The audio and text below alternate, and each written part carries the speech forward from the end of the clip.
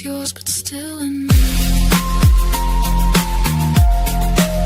I cannot detox from this condition, conviction.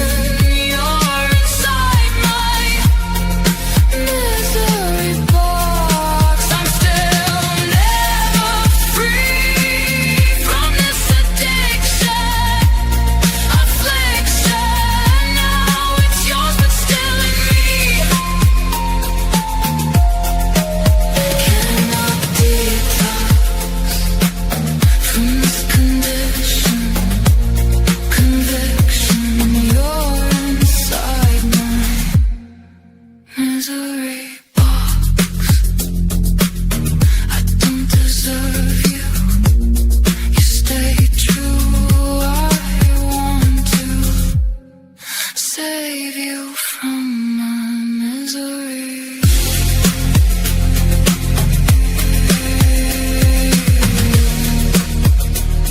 You couldn't save me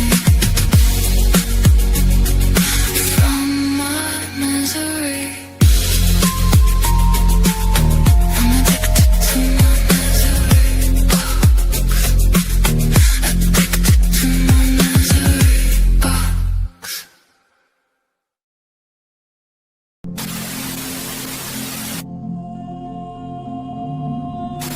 5 members of the prominent Rhineswan family were found dead. Investigators believe the killer may be the same individual the media has dubbed the Red Crier.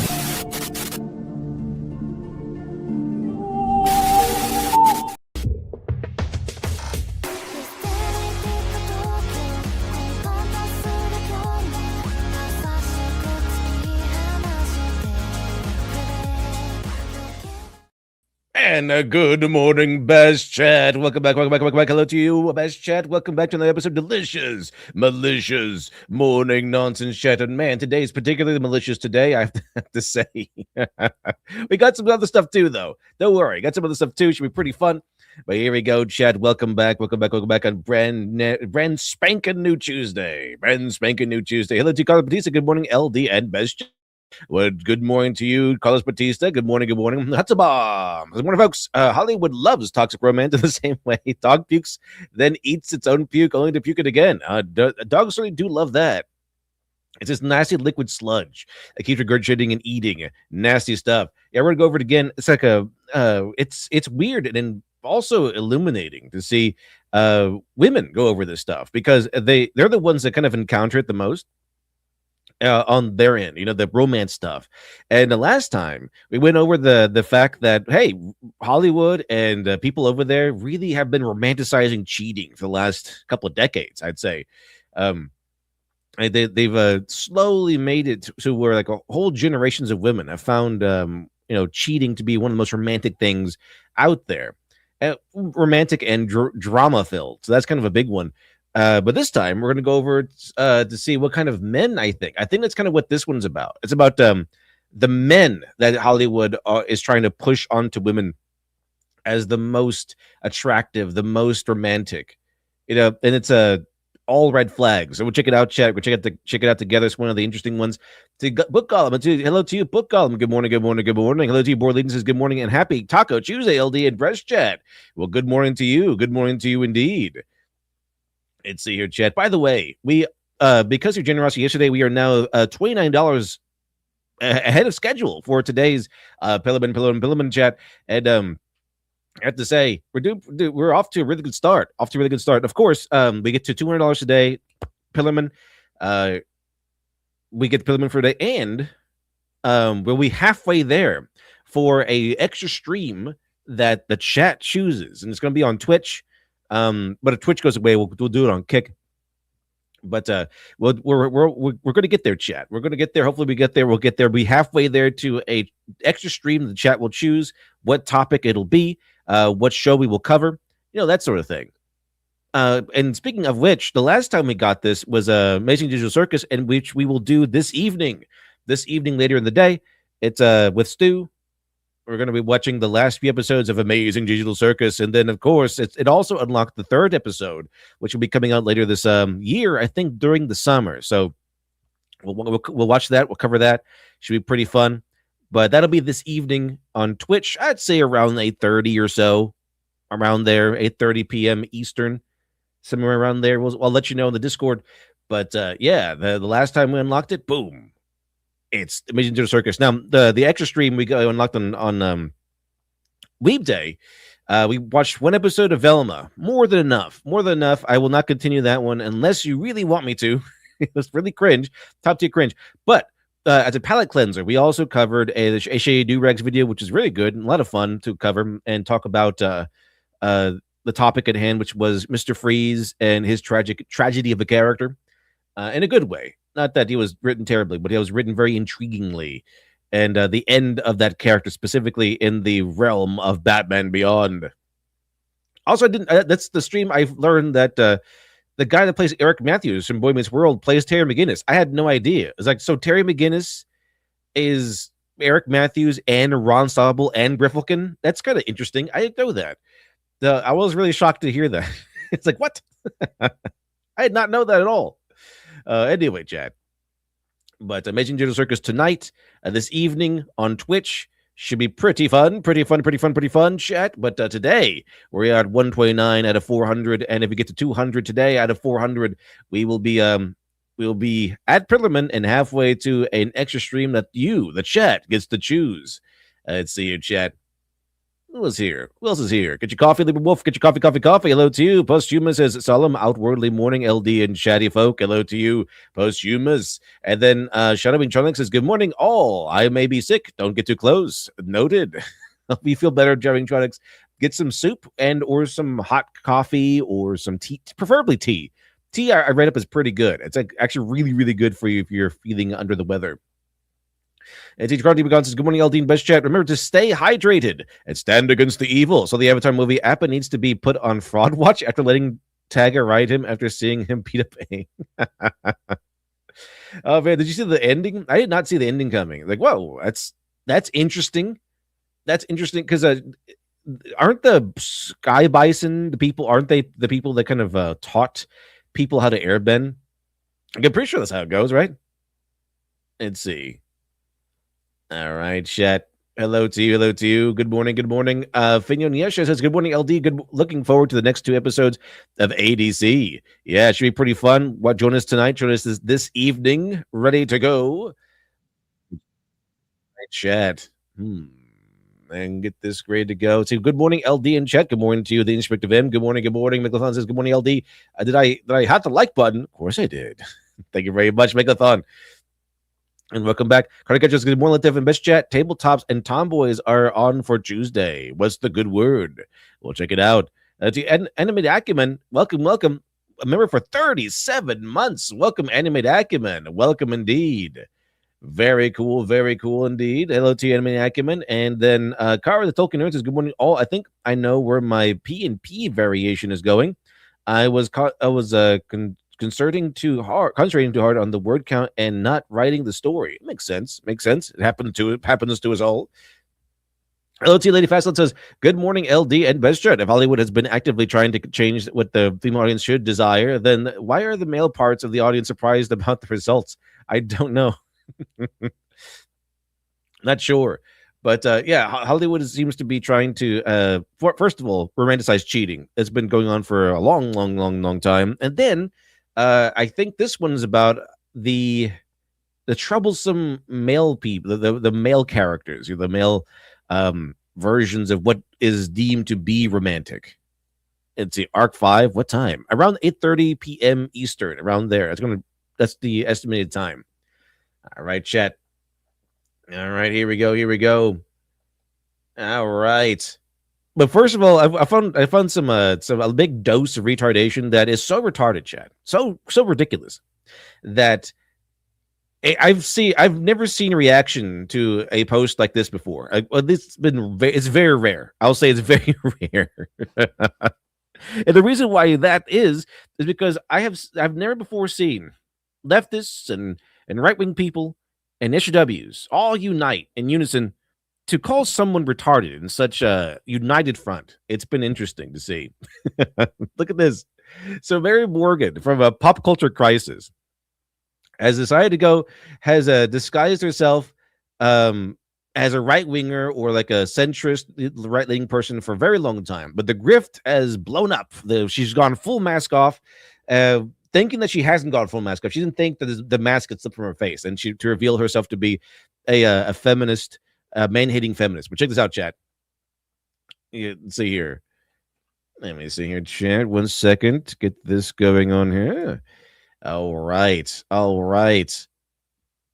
And let me see. All right. But yeah, this is a strange one. Okay, so everyone knows, does everyone know about the Pragmata game coming out and how it's a really cute game, really cute little character, and basically you're a dad who's trying to defend his daughter. I think that's how it goes, and they put in a lot of cute behavior in the kid and everything, and people are gushing, women are gushing, people are loving it. Just like decades of feminist propaganda being obliterated with one single little clip on the internet. It's been pretty funny to see that all this girl boss behavior, all this "I don't need no man" instantly evaporated the moment this works. It's funny. It does hold true, because there's been record of like these hardcore feminist girls. You're like, no, I don't need no man. I don't need any of this stuff. Fuck the patriarchy, all that stuff. And then you hand them a baby, and boom, all goes. You can see the feminism leaving their body like a toxin, right? Just a detox. You got detox from that whole thing, that feminist addiction, right? So here we go, chat. Of course, the reaction to this has been strange. Now, to normal people, this is a fun, cute little game. You get to fight bad guys, protect your kid. That's pretty fatherly instinct right there. You know, no one complained about that when it's the other way around, when it's a mother protecting her kid. Oh, no one complains about that. And by the way, this is one of my favorite tropes in fiction writing. It's kind of why I like movies like, have you ever seen the movie Safe with Jason Statham? One of my favorite action movies, not just because it's incredibly violent and awesome, but because it is about Jason Statham, on the brink of destruction, but his life is saved by this little girl who he has to help and defend and save from the triad. It's and the Russians, oddly enough. And so that's a pretty good one. I like Man from Nowhere, same kind of setup here with a guy who's burned out at the end of his line, and but he's saved by this little girl who's now in trouble with this gang of human traffickers and organ donors or whatever. Like they harvest people's organs and stuff like that and sell them. So the clock is ticking to save her before that happens. All right. So it is one of my all-time favorite tropes. The protect the kid, the morality pet kind of thing. Bring them back to life, sort of thing. Like they're on the brink, like the Jason Statham character is on the brink of suicide, and then he just happens to notice this girl was in trouble and went after her. Let's see here. But it's interesting. It's interesting. So here's what's going on, chat. Here's what's going on. Mary Morgan from Pop Culture Crisis has weighed in on the situation. It's weighed in on here. It says, here we go. Lots of strange reactions to this game. Now, first of all, the strange reaction from like the blue sky types is like, oh, this is pedo bait. This is for predators and everything. Because that's what they always do. Like every single time, it's like a white child, and she has blonde hair, especially if she has blonde hair, because to these weirdo types, blonde hair equals porn. I don't know if you know that, but I've seen this before plenty of times where they kind of like they go after like the Fox News host ladies because they're all blonde and everything. And pretty much every single time that you make a character blonde, they think porn, right? So of course to them, they see this little blonde girl and, oh, this is for predators. Obviously she's obviously being sexualized. Like she's not at all. She's just being portrayed as a cute kid. That's it. But man, all this blue sky people, they're just up in arms that, oh, this is predators. This is for predators, because men are not allowed to like anything. Like men are not allowed to have anything. So if a man wants children, boom, predator. If he is too passionate about something, overtly passionate about something, he's a creeper. If he loves you too much, creeper. If a man is passionate about something, weirdo, nerd. So men are supposed to be these emotionless husks of people without the allowance of emotions or attachments or anything like that. Every man's supposed to be a Jedi. Except Jedi are allowed more love and attachments. Like this, like every man in society. If you want kids, um, you find this cute, boom, you're a predator. And Mary Morgan decided to go full mask off on this one and go and join in on the anti-man brigade, because the anti-man brigade being not just I hate men, but men, you should not want this. You should not. Men don't do this or men don't do that. Men shouldn't have love in their heart or anything of that. It's usually how it goes. Yeah, she's wearing a puffy coat, very sexualized. Yeah, yeah. Is this the? But yeah, they see blonde headed kid, and they see she's like, I guess jumping around or whatever, and they instantly thought sexualization, and this is for pedos and stuff like that. Like, of course they did. But to normal people, this is just cute. This is cute behavior made to endear you to the character, so that you're motivated to protect her. Which is probably the missing link to why we all hate escort missions, because usually the character we have to protect in escort missions is just very annoying and just kind of get in the way. But they kind of just forgot to make him cute and likable. That's kind of the big issue here. Usually the character they give us to protect is this annoying NPC. But this time, this one she's just cute and likable. She makes you drawings. She wants to play with you and everything. So they did a lot of work making her cute and playful, giving a little dance and everything. All that stuff. To the point where a bunch of women just like, boom, no more feminism in this body, detox. So anyway, Mary Morgan says, lots of strange reactions to this game. Let's be clear on some things. Childless men do not have paternal instincts. Oh, yeah? Then how come there's a big feminist talking point of, the men just want to use us to make children? Then why is that a thing? This is insane. Hold on. It's pretty crazy. So why do men want to get with women anyway? I mean, the whole idea is like, oh yeah, you want to sleep with them, but men do want a lineage. It's just the thing. Men do want children. It's how you get there. It's how you get there. In fact, I think it's like the Marnie socialization to make men not want children. To Nora Mantis, the father, says wokists, men should be more emotional. Men, wokists, quiet weirdo. Yeah, exactly. Men say nothing. Quiet weirdo. Yeah. So as a man, you cannot win in society. If you want anything at all, it's wrong.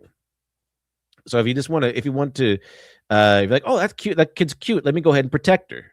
That obviously is not part of in a man's psyche, and it's insane. It's impossible to have that happen. Anyway, chat. So childless men do not have paternal instincts. There's the way that childless women have maternal instincts. We observe this even in the way little girls play versus little boys. I mean, first of all, that's like they're tiny. Yeah, girls like to nurture with dolls and everything, but boys like to protect things. Like boys like to fight, and rumble, and tumble, and they like to protect. Like, even little boys know to protect like their sisters and everything. There's been documented case of this.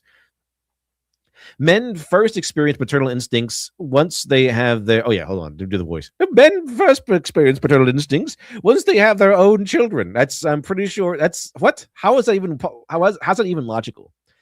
Like what? I was supposed to be like, oh man, having a kid, and then pops it. That is like a TV trope. It's like, I'm not sure it's real. It's really like a TV trope, right? It's like the guy is a reluctant father, and then he finds out he has a kid, and then he starts to like it. That's like, have you seen Jungle the Jungle or something like that? Where it's like, I think it was a Disney movie, but it had Tim Allen in it, and he finds out he has this son. He's a son with his ex-wife who lives in a jungle. She's like Jane Goodall or whatever, and then turns out that he has a son who's been raised in a tribe. Then he's like, he never wanted a kid, but he meets him, and then they get along together. He's like, oh, I like having this son. That's like a TV trope. I mean, does it happen in real life? Yeah, but we kind of see this a lot in TV, where the guy begins to enjoy being a father after his son is born or something. And typically, those paternal instincts only ever felt for their own children and no one else's. And typically, that's not. So as we covered this on Shad's stream yesterday, and it's like, well, what about every uncle? Right, every uncle likes his nephew or whatever. Men are not nurturers. Even every uncle who likes his niece. Men are not nurturers. This is absolutely false. This is a misconception, and this kind of this is the best part. You know why, chat? You know why? Because this means I get to talk about Robert Bly and Iron John by Robert Bly. Chat, check it off. But yeah, men are nurturers. It's not in the same way that women are, and this is something that is often glossed over, is often forgotten about, often brushed off. That they think that women are the only nurturers because women are the ones that care for the kid and everything and raise them and are nice to them. They think nurturing is only niceness, which is not correct. Okay, nurturing also involves tutelage, and that's kind of where the man comes in. All right, so the man will come. Think about like a guy who coaches a little league team or something like that. Like he is not just teaching his son; he's teaching a lot of people's sons. And he's teaching them how to play baseball or play soccer or something like that. I've experienced that quite a few times where I would play soccer. I played soccer for many, many years. And it's always like some dad teaching us, somebody's dad and everything. But it's at once, hey, you got to do better. You got to, run a little faster or, hey, let's do practice, go on, do some drills. And they will give you both criticism, constructive criticism, and they will give you praise for things you do correctly. This is how a man nurture it. In fact, a man nurturing his kid or a group of kids is like a long tradition. I mean, it's Plato, right? Like these I say Plato because he's the rich one. I think he would have done this, but male tutors and everything, people who teach people. I mean, the men who taught people. Because remember, the tradition was that men are the teachers. Like it was more like a relatively modern thing that women would teach people. But men were teachers for a very long time. They would teach other men probably, and I think they taught women, but I do remember they taught men. Men were teachers, so it's that's part of the nurturing process. Mentorship, teaching people. That's part of nurturing. It's not just keeping someone alive, giving them food and everything. It's also teaching people. And in Robert Bly mentions that the Egyptians would criticize the Greeks for forgetting this prospect, forgetting this element of human nature. They fully embrace the sky daddy and fully embrace the earth mother, the nurturing power of women and the authority of men. They kind of forget about the sky mother, the authority of women, and the earth father, the nurturing power of men. This is all they're both true. This is a little bit different. Okay, a little bit different. Do men gush? No, because men are not women. Women gush. Men do not do that. Men are like this. They will appreciate things and they will they kind of, I guess, assess a different way. But yeah, you don't really see men go squeeing over kids in public because they're men. Because men are more stoic in that fashion. All right. Also, I'm pretty sure if a man started gushing over like a random kid in public, he'd be arrested. If a man wants to possess a child look, here's the next crazy part. All right. Men are not nurturers. Yes, they are. Men don't gush over cute kids in public. I mean, why? Is that necessary to is that necessary? Like, do you have to gush over children in order to want to teach one that's not yours or whatever, raise one that's not yours? Men don't have baby fever. Chad did. Chad said he had that a lot. If a man who wants to possess a child for any reason, now here's where he goes off the rails here. If a man wants to possess a child for any reason other than it being a product of his own lineage, he's likely a predator, which I'm pretty sure is not really the case. What about a godfather? Like, what about a godfather who's like takes in a kid if their parents die? Like, does that mean like they're a predator? And you know what? I down here, I was like, man, the movie Up gets a lot weirder. It's got a lot weirder, Chad. The movie Up is a very weird movie now. Thank you very much, Mary Morgan. Let's see. Going to get just links for the $2 super chat says the movie 3 Men and a Baby. Yeah, what the hell was with that? As a bear, 3 men? Nah, apparently there's 3 predators in a baby. And the Lady Fast Out says what Hollywood is pushing is a male who is controllable or cartoonishly evil. Usually, they portrayed the unhealthiest and worst types of male possible. Yes, they are, and it's very interesting because usually the guy that the women reject in these movies tend to be like the boring guy, like they kind of if they want you to know that the guy is going to be dumped or is unworthy of her, then they're going to make him like maybe rich and normal. There's like two versions of this. He's like either a smug asshole, or he's going to be just kind of boring, which means it's okay to leave him in these movies. Um, and see. So if men teach, what do women do anyway? They usually nurtured, care for the kids and everything.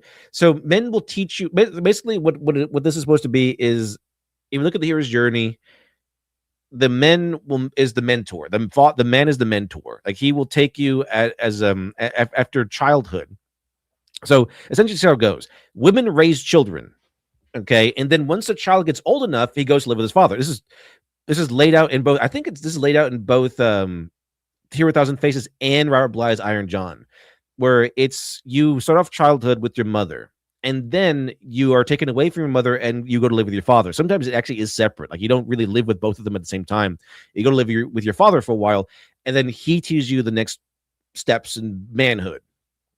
And sometimes this kind of takes place in terms of hunting, taking care of yourself, how to patch a wound, it's things like that. And then as history progressed, it's like, okay, time to go learn your father's profession. Like, it's kind of like the guild thing. Like, okay, your father was a tanner, so you're probably going to be a tanner, that sort of thing. Your father was an iron worker, so you're going to be an iron worker. It's pretty much that.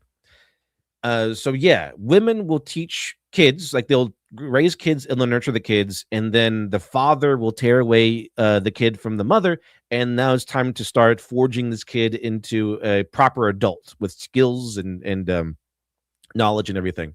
That's just how it's laid out, and I think it's at least laid out in Iron John. I'm pretty sure it is also laid out in Hero 1000 Faces. I'm pretty sure.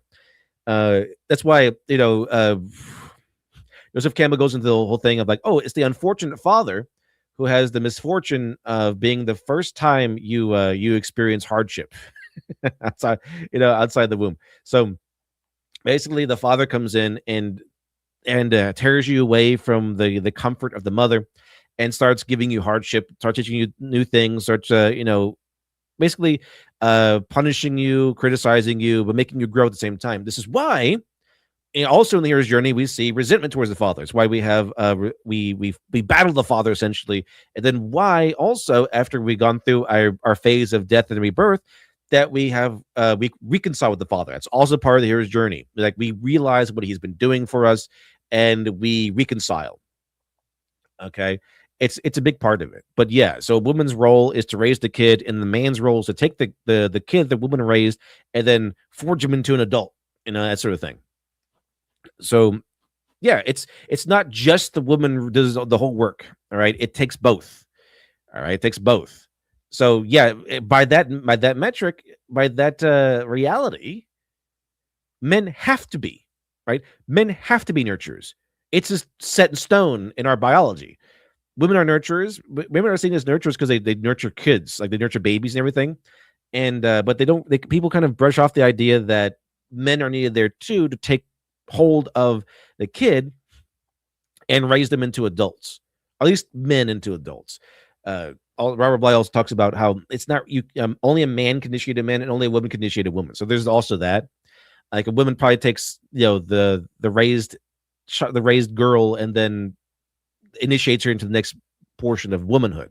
But usually with men, they have to be torn away from the mother. Otherwise, you get neckbeards. Don't really want that, do you? You will get neckbeards if you keep doing that. All right. If you keep the son with the mother too long, he becomes a soft neckbeard male feminist type. You do not want that. Ugh, disgusting. Let's see here. Ecotrans says, Litdev, gay men are better parents than lesbians are. I think I've heard about that actually. Yeah, especially for men. All right, for men. Usually, because the gay men tend to still have one masculine dude in the house. So I would say for men, having two gay fathers be better than no father at all. And see, Jeremy Jones says, how are you a predator for wanting to protect a child? Predators don't protect. They want to possess. Like they want to take. They don't want to protect or anything like that. They want to take. So maybe it's like they want to possess him. No. No one wants to possess the kid in this game. They want to protect the kid. That's why everyone is gushing over this game, including men. It's like they want to play this game to protect her, so and fight. That's like a male fantasy right there. Protect a kid and fight bad guys. Right? That's what makes it so like manly, because you're fighting bad guys, you're shooting guns, protect this little girl. This is a one of the peak male fantasies. Other than I kill the dragon to save the princess. This is one of the peak male fantasies. And see, and you've been taking and this is the big cope right here, by the way. So after she says, if you want to possess any child, if you like this game, essentially, it's not of your lineage, you are likely a predator, and you'd be taking the feminist, radical, gender abolitionist position to protest any of the above points. And I would say you misspelled the word agree with. It's not protest, it's agree with. Look, if this were true, there'd be no man on earth that would be anti-abortion, right? Because, who cares? It's not my kid. It's not just, personally. I mean, if you are a man who takes a stance in general, blanket stance in general against abortion, which a lot of men do, that shouldn't exist, right? That shouldn't exist. You could understand why a man would say, hey, don't abort my kid. But if there's men out there, there's plenty of men out there who are against abortion as a policy in general. That should not exist, right? Those kind of men should not exist at all, right? This is impossible, because they're not part of your lineage. What do you care if they get aborted? But men are really against abortion. A lot of men are. So I don't see how this holds water at all. You should explain why a dad simulator This should explain why a dad simulator game marketed to mostly childless men gives people. How do you know they're all childless? Because it's Capcom. I mean, it's a big male audience, but how do you know they're all childless? In any case, gives people the creeps. It gives you the creeps. You know what gives people who is creeped out by this game? Feminist women. Feminist women are creeped out by this game. Terminally online women are creeped out by this game because, of course, it's like, of course, all these men just want to jerk off. Like if you are embracing that whole idea that men just want to jerk off at everything, at all times, that's the old main concern that men have is jerking off, which is a very leftist, feminist talking point. It's like whenever we complain about how a character has been uglified or whatever, it's like, I'm sorry, you can't jerk off to her. That's very leftist. That's the leftist Twitterati tweeting their nonsense. And then the thing is, she got community noted too. She's so wrong that centrists, right wingers, and even leftists and community notes all came together to dunk on Mary Morgan. Let's see. Leif Fawcett says men and women are supposed to be symbiotic relationship. That's complementary. It's synergistic and mutual. Yeah, absolutely. This is kind of why I like the hero's journey so much, because it's not just a storytelling form. It's a commonality of the human condition. It is the one thing that kind of unites us all, regardless of time or background or religion. We are all like this. We all have these instincts. We all tend to go through this journey of maturity. It unites us. That's why I like it so much and why it works so well, because it is all of us. The hero's journey is all of us. And it's not just a fun little thing to write a story about. It's embedded in psychology, human nature, all this stuff. And it's very important. The study of the hero's journey, / monomyth, is the study of human nature. And people trying to say no to this thing, try to reject this thing, it doesn't really turn out too well. It doesn't.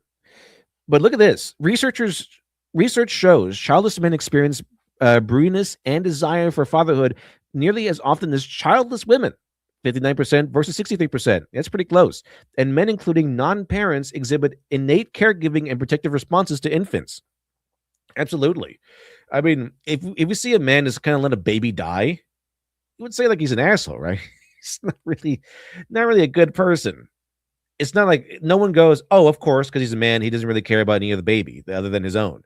No, it's a common human condition to protect children in general, not just their own child. This is insane.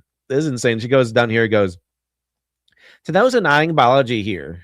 Oh, to those denying biology here, would you hire a male babysitter? I mean, would men do men want to baby? I'm pretty sure that men would find that to be degrading, kind of like a male nurse, like this.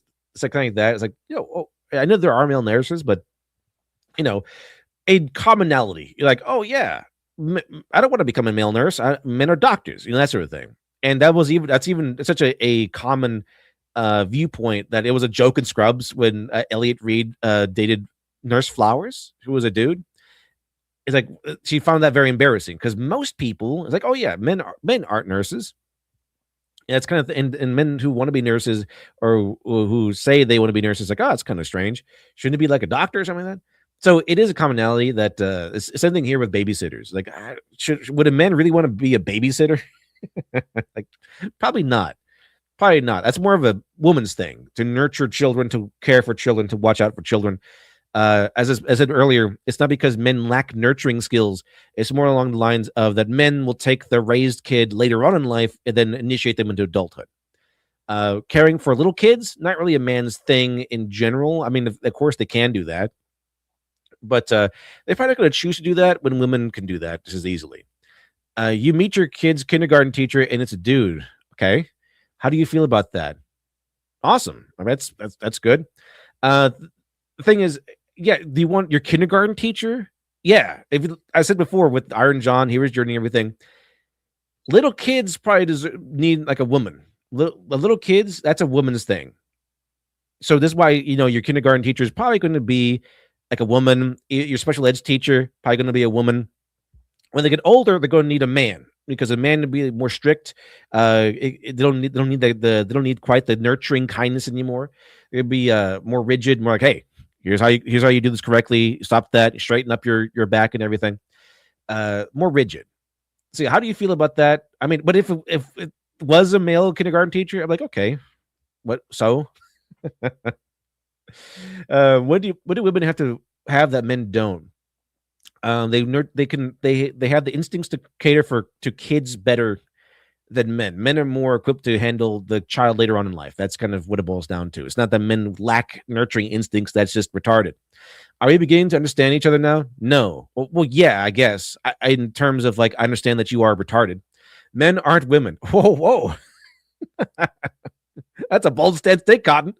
This is a knock against men. It's just true. None of it is true. maybe the fact that men and women are different, but I mean, yeah, of course. Oh man, but this whole thing was really funny because everyone united for one beautiful moment on Twitter to dunk on this comment. See, that's 2.2 million views, but only 2,000 likes, man. The last couple of days, I've gotten like tweets that have like tens of thousands of likes and not this many views, like not nearly. So this does show you that a lot of people are seeing this and a lot of people are disliking it. A lot of people are disagreeing with it, as they should. Let's see your chat. Make sure I got this going on. Make sure we got everything all caught up and ready to go. Arc 5 says female teachers are cruel to young boys, and one of the main reasons they are doing so poorly next to girls nowadays. Oh yeah, modern day, because they all hate men. But traditionally, in fact, when I was in school, female teachers were really nice. They're really nice. They're really helpful, and they helped you along as a kid. And then later on, you probably should get a male teacher to teach at least young men. Young men, not boys, young men. So that's usually how it goes. When I was like modern day stuff, yeah, I've seen all kinds of horror stories. How this female teachers just hate boys. They want them to lose. They want them to fall behind and not succeed. That's more like a modern day thing because that wasn't my experience at all. So to teach you to show you how recently this whole female teachers hate men kind of thing is. So yeah, that's a modern day thing, I think. Anyway, chat. Anyway, that was a pretty good dose of retardation to start the day off with. Shadow Electronic says, I've seen male nurses between me and my dad's various hospital stays the past few years. They're quite good and deserve the same respect as female nurses. It's just statistically women drawn. Yeah, statistically women are drawn to be nurses because it's more nurturing. Men are drawn to be doctors usually because it's more clinical. It's not to say that's not to bash male nurses. It's just kind of like that stigma, Men by and large probably don't voluntarily want to become nurses, and it's that stigma, that sort of thing. So, would I hire like a babies. Usually, aren't babysitters usually like teenage girls, like high school girls trying to make a little extra cash. Like, if a teenage boy came in and wanted to babysit, I don't know. I would first go like, why? Like, why? But in any case, whether it's a girl or a boy, you probably wanted to vet these people first. It's not just like, oh, you're a girl, so I'm going to trust you implicitly. I'm pretty sure it's more along the lines of, okay, let me interview you first, make sure that you're on the up and up. That goes for anybody, including girls. And if you did hire or would consider hiring a male babysitter, it'd probably be like a teenage boy, and it'd probably be like you still want to vet him. But if it turned out all right, I guess so. It's just that I don't really know a lot of teenage boys that would do that. I said it's the young watching over young kids that are young enough to need a babysitter would be more like a girl's thing. Dr. E. Ryan the Force says, look at the bright side. At least they don't call you a Nazi for protecting the white blonde girl with the blue eyes. Not yet.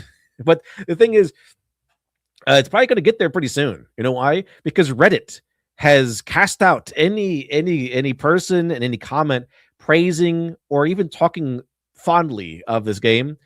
So it will be probably labeled right wing pretty soon because Reddit has exiled any positive commentation about this game. It's getting crazy. All it is you're playing a dad protecting his daughter, and for no reason at all, people going insane over it. It's just kind of crazy. Anyway, chat, let's get down to business here, chat. Let's get down to business.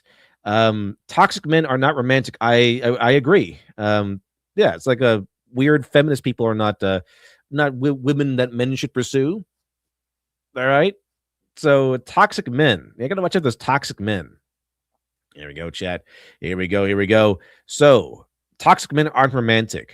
Very based. All right, here we go. Romantic thing a man could do for a woman is completely destroy her life. Forget flowers, forget thoughtful gestures, forget actually being a decent person. Because according to the movies, if a man stalks you, manipulates you, and treats you like dirt, that means he really loves you. And this is like what Gen Z's been complaining about, actually. Oddly enough, that all these Gen Z women want this. They want toxic men because the thing is they prefer toxic relationships over stable ones because it's more interesting, it's more dramatic. That's just how it's going, and we've seen this in what they want in TV shows, right? They like that toxic romance. Like, don't tell me none of you have seen this pattern before.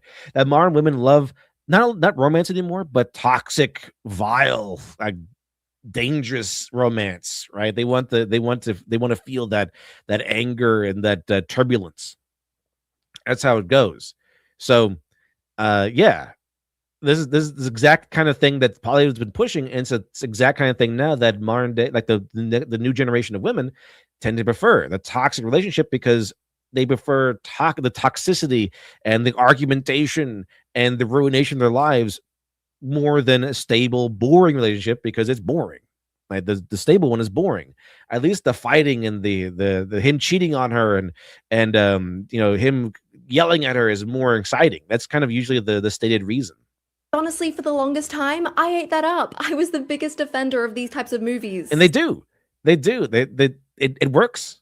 The same thing with cheating. Like all the women like the Notebook, all the women like the Titanic, and all women like these toxic men, these really toxic men. Someone would try to point out that the male lead was being a little bit unhinged, and I would genuinely defend. Like, how dare you say that? Because it's romantic to go in there and like break into the house or something like that. It's romantic to stand out to stalk her and stand out there with like I don't know, a radio. I remember I think they mentioned this in Notebook, where he stalks her and then climbs up a Ferris wheel to ask her out in front of her date. And that's seen as romantic because Ryan Gosling and not Psycho. A man climbing through a girl's window uninvited is creepy. He's just passionate. Yeah, I think it's because it's passion. It's like, oh, he's just obsessed with her and passion. I gotta give him a chance. He's just so obsessed with me and in love with me. And it wasn't until the other day when I rewatched The Notebook for my video about the romanticization. And the Notebook is like ground zero. Like Notebook is like the like patient zero. That's like the most. I'm not sure if it's the first offender, but it is the most blatant. It is like textbook, what Hollywood wants you to like as a woman, like, the crazy psycho guy who just climbs a Ferris wheel to ask you out in front of your date, and then the cheating is romantic thing. It's like Notebook has everything. Of cheating in movies when I realized that it wasn't only the cheating being romanticized. Who remembers the scene where Ryan Gosling dangles off the Ferris wheel until a girl agrees to go on a date with him? 10 years ago, I watched that and I thought it was the most romantic thing I'd ever seen, and then the other day when I rewatched it, I was like, wait, she said no multiple times. Because you matured. It's something happens with men. It does. In fact, again, hero's journey. It's part of the hero's journey for a man. Woman is temptress. All right. It's easy to fall for this stuff. You're part of your journey is learning to reject the temptress as a man, because the toxic man, by the way, toxic man, incubi for the woman. Boom. And you know why? What this whole thing looks like. It was from a woman's perspective. The Labyrinth with David Bowie. That's like the perfect story for a young girl to watch, because like she's selfish, she's whiny in the beginning. It's like most protagonists. And then what happens? The Goblin King falls in love with her. And it's not a goblin. It's David Bowie, very handsome dude with his little buddy, between his legs, like this bulging package. He's powerful, he's handsome, he can sing, like he's obsessed with her. Like, do as I say and I'll be your slave, and that sort of thing. But he's toxic, he's evil. Like he wants to manipulate her, and he wants to cage her like a slave. Sarah's entire journey is to reject him, because she's in the beginning, she has fantasies about being the chosen one of the Goblin King, and she calls upon the Goblin King to take away her brother, which starts the whole thing in the first place. And then as over the course of the story, she learns to reject this mentality. Like, she has friends now. She has Ludo, she has Hoggle, she's got Sir Didymus, who's like the most based badass Chad in the entire movie, and she has all these friends all helping her to save her brother, and then she faces down her temptation alone. And in this case, the facing that temptation is her death and rebirth moment. She faces down Jareth, and it doesn't require her battling him, because it's not a man's story, right?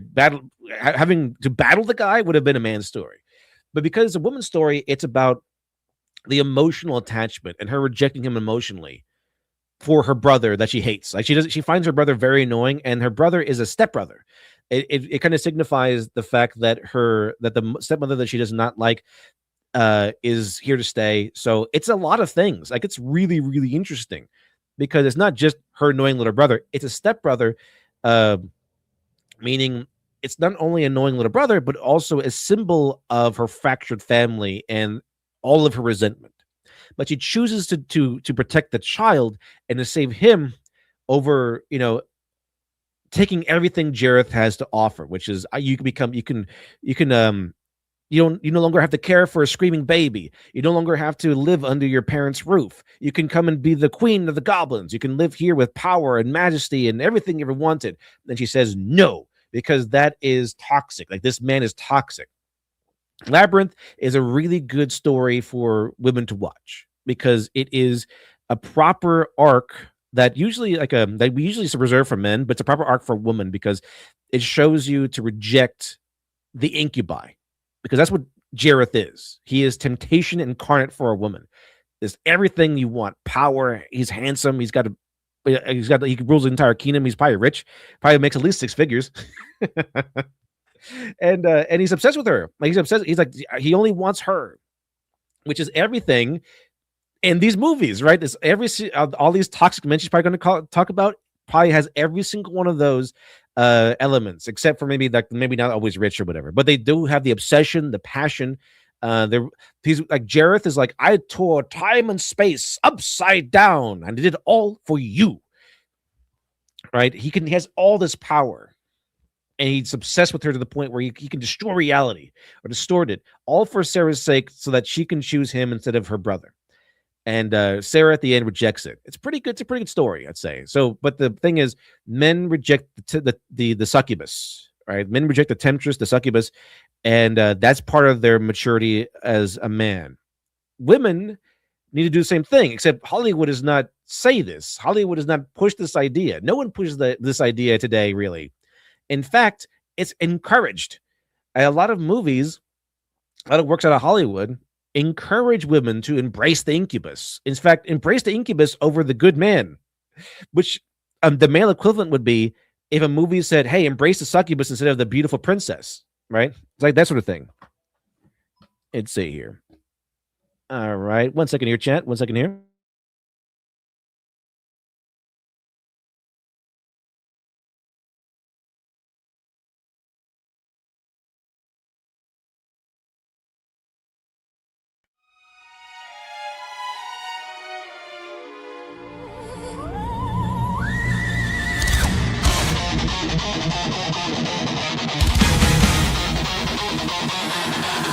On a cold winter morning in the time before the light, in flames of death's eternal rain, we ride towards the fight.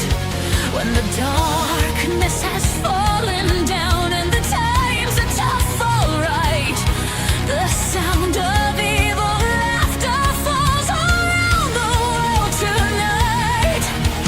Couldn't keep it in, although heaven knows I tried. Conceal, don't feel, don't let them know. Well, now they know, so let me go. Let me go. Won't hold it back anymore. Let me go.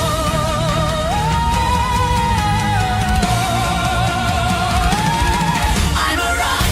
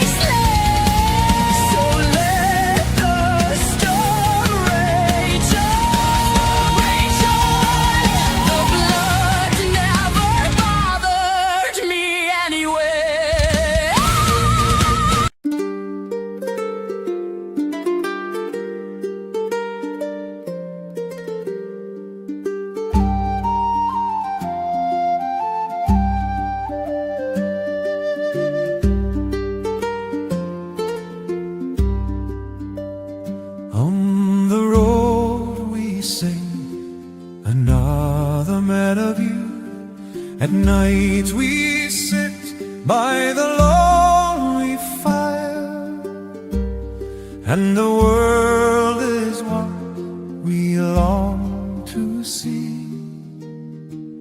Yet true love is my desire. Yet true love is my desire.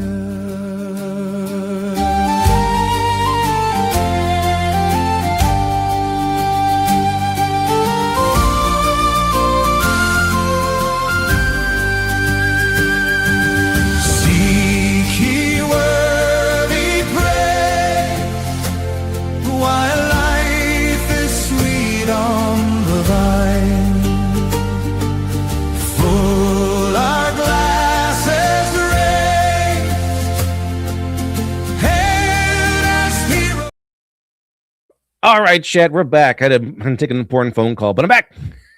I'm back. Here we go, Chad. Normal man, this is the fighter. Chad says he sounds like a feminist. You know what? Yeah, you know why? Because that's kind of what male feminists kind of are, right? There's memes about this because like male feminists are like, I just want to, I'm pretending to be, pro women's rights so I can get with them, and also. This is a story from the comic book industry. There's a lot of these comic book guys are pretending to be feminists, right? So they can get close to these women, right? So they can, be underhanded and lie to them, and they're like, oh, be nice to them, and you can get to the pant, which is something that's true. Someone told this to Ethan Van Sciver, like when he was working in the industry. He's like, yeah, you just gotta be nice to pretend that you're a male feminist or whatever, and they'll sleep with you. That's it. So not male predators. Well, technically, male feminists take this stance for that reason. Like, they see it as an avenue into a relationship with a woman. That's why. That's why. And they have the same personality. Yeah, there's like they're obsessed with these women. They play the nice guy. I'm one of the good ones. So yeah, the reason why this toxic personality feels right. Like a male feminist, because they share a lot of traits, except they might present in different outlooks, different images. And so thank you much, Norman. Appreciate it. Thank you very, very much. Yes. All right, chat. All right.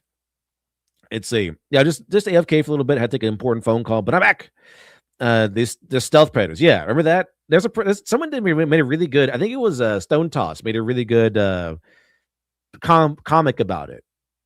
Whereas like the predator will disguise themselves, and it's like here's how it looks in nature, and then here's a male feminist pretending to be a male feminist. Anyway. And this man responded by putting himself in physical danger so that she had no choice but to say yes. I'm sorry, but that is not flirting. That is a hostage situation. And that's when it really clicked for me. These movies don't just romanticize toxic relationships, they romanticize toxic men. And see, Lady Facet says, LD, feminists are predators. They're sleazy, word-twisting, coward. They are cowards, like this underhanded, sleazy men that prefer to pretend to be good people, or maybe even see themselves as good people, but really they're entitled, they're immature, they're devious. And so many of these movies that we grew up on and still love are full of these behaviors that should have us sprinting in the other direction. Stalking, manipulation, control, obsession, and they're not presented as toxic. They're presented as if they're the most romantic thing you've ever seen. And yes, obviously movies are fantasy. I'm not saying that anyone's watching Wuthering Heights and thinking it's a documentary. I mean, of course not. The relationship in that movie was one of the most toxic things I've ever seen, so you'd assume that everyone walked out of that movie completely repulsed, right? Like, there's no way anyone actually looked at Heathcliff and thought, yeah, that's romantic, right? Well, imagine my shock when all of course they did. Saw on TikTok was girls saying that they want their own Heathcliff. Video after video, these girls weren't just fantasizing. And normally this would be okay, like if men go like, oh yeah, I want Blackfire, that sort of thing. Like, no, that's the wrong girl to choose. You want to choose Starfire because she's way better, she's way kinder. She's basically the whole Starfire, Blackfire episode of Teen Titans, that was a big one for a lot of young men because it's supposed to be like Blackfire is the temptress. All right, she's the one that is like a fascinating. She knows exactly what you like. She can pinpoint exactly what kind of person you want her to be, and then all to lead you into a trap of I'm going to destroy one of your friends. It's all devious. It's all like a trick, right? That's what Blackfire was there for, to trick them. And every single time she shows up is to trick them again. And it's easy to fall for her, and it's easy to like her, and because she's so enchanting. That's what makes a succubus so dark and devious and evil. They want to enchant you to destroy you. It's Blackfire. So, men saying I choose Blackfire is the wrong choice. It's funny to say that, but if you mean it, it's like, okay, well, that's the wrong choice. That's not the right choice. Like Starfire is the perfect image of what you're supposed to get, what we're supposed to work for. The ideal love interest. She's kind, she's supportive, she's very nurturing toward people's feelings. Her whole power relies on her having happy feelings. So that's basically it. Like Robin, if you have Robin being the main character in that scenario, he should reject Blackfire and choose Starfire, and he does. Absolutely. But the whole thing with women, on the other hand, is that a lot of Hollywood works and things like that are like, okay, here is basically your Blackfire, and you're supposed to like him. This is the ideal man, is essentially Blackfire, right? If twisted up to be for men or for women. That's kind of what we're dealing with at the moment. I like to say the 10 cheers is everyone knows LD chooses Azula. Yeah, that's a given. Really, he's supposed to choose Katara, right? Katara and Azula are like this scenario, right? All right.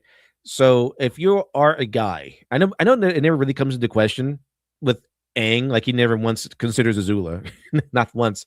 Neither does Sokka, but really, Azula and Katara are exactly that. Now, Azula isn't like a succubus or anything like that, but she does represent the other side of Katara.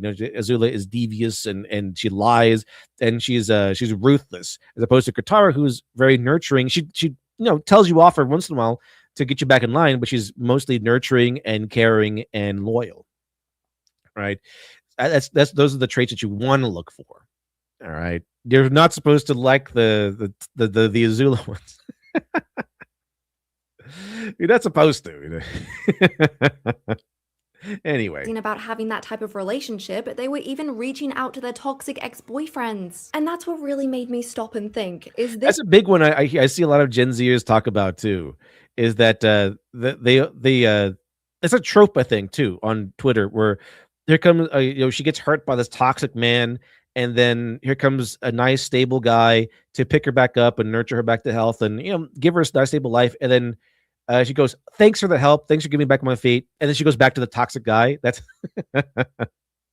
has become pretty commonplace, at least online. Is this actually the audience's fault? Or has the romanticization of these toxic men in movies gotten so extreme it's genuinely warped how people read this behavior? That's what we're gonna find out today. I want to break down the classic ways that movies frame this toxic behavior as desirable. The tricks, the tropes, the camera work, the writing, all the little ways they manage to make this behavior that should feel disturbing look romantic instead. So strap in, because I promise you, you are not ready for what I'm about to show you. The first toxic trope I want to talk about is one I like to call the emotional roller coaster. You know the one, he's cold, he's... I like that. The women like that one in movies, the emotional roller coaster, where it's just it changes a lot. That's an old style trope too, like the whole describing something as an emotional roller coaster.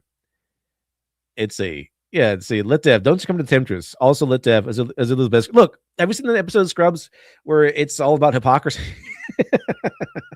It's like you have Kelso smoking a pipe, telling a guy not to smoke anymore because the smoking is killing him. Yeah, it's like that.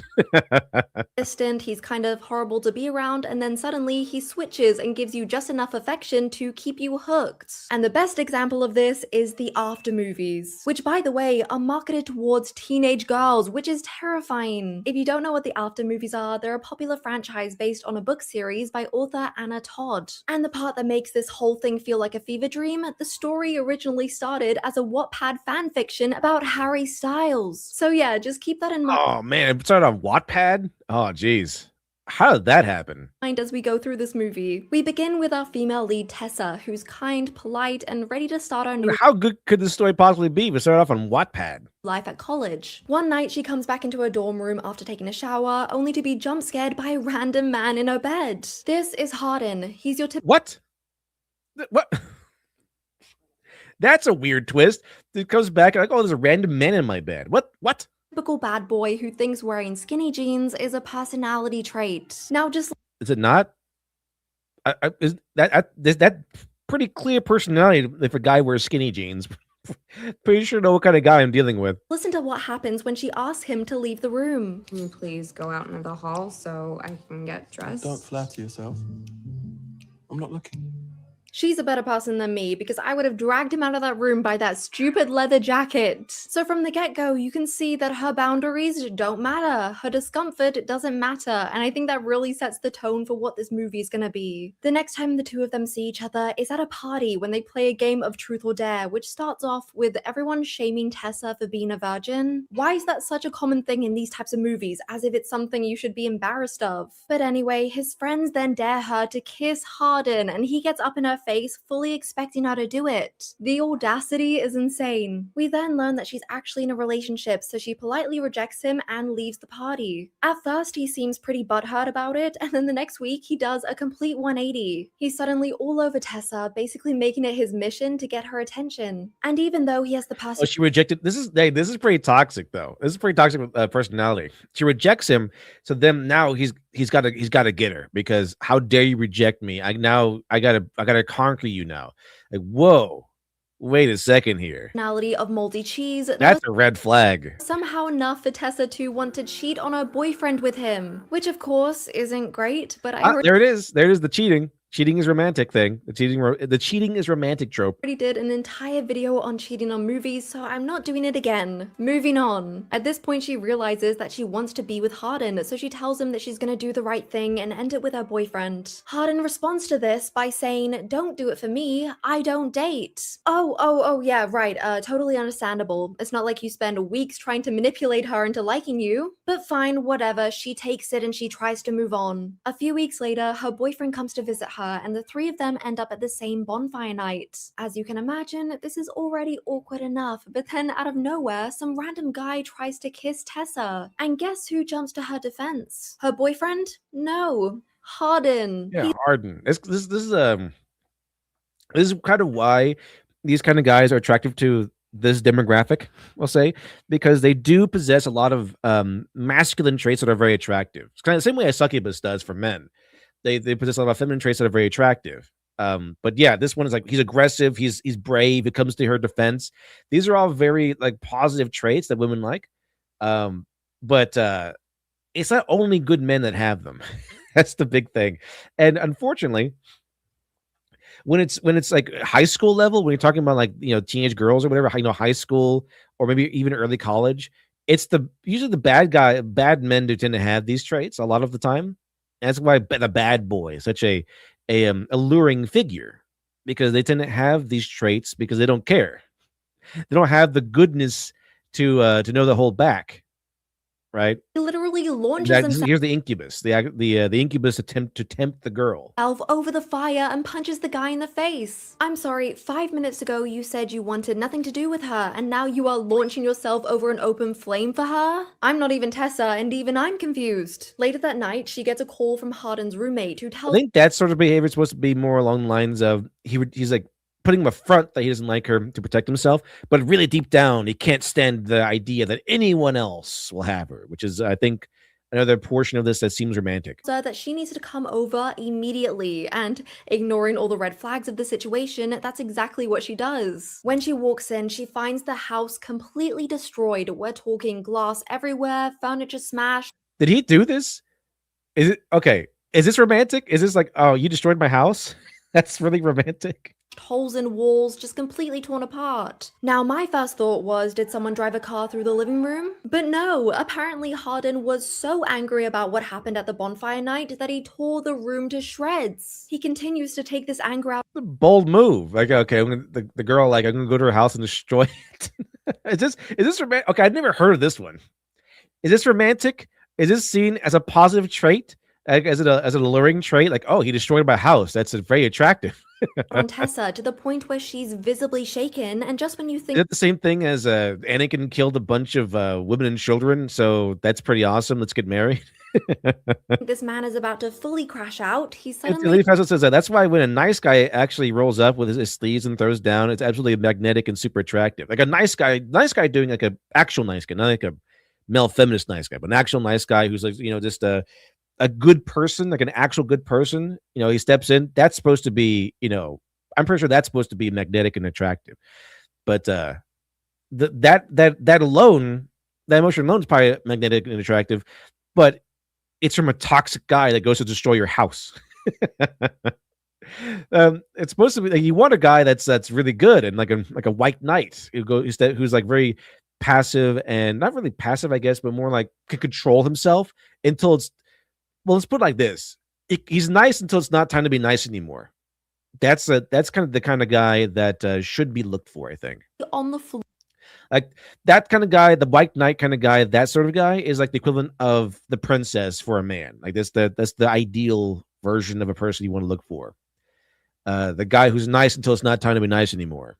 Crying, telling her about his trauma. The movie frames this as a breakthrough moment, like we're finally seeing the real Harden. But anyone who's had an experience with an abusive person knows exactly what's happening here. My cousin, so SMD says, my cousin once told me if her boyfriend doesn't beat her, then he doesn't love her. It was bizarre to me, but that actually is a psychological thing that can happen. So the psychology would be that they start to like the drama, like to like the being yelled at and abused, to the point where if they'll acknowledge that it's bad and they'll leave, right? But then they'll get with like a new guy who's like safe and everything, and because he did not yell at her or beat her or abuse her, then he can't possibly love her, and she also finds it boring. It is unfortunate, but it is a psychological, I think, a damage point, like a psychological scar that needs to be dealt with. But I think it does happen. So he scares her, and then the second that she's about to walk away, he suddenly makes himself the victim. Oh, so he destroyed his father's house? So no, Harden destroyed his father's house because Harden just learned that his dad is getting remarried.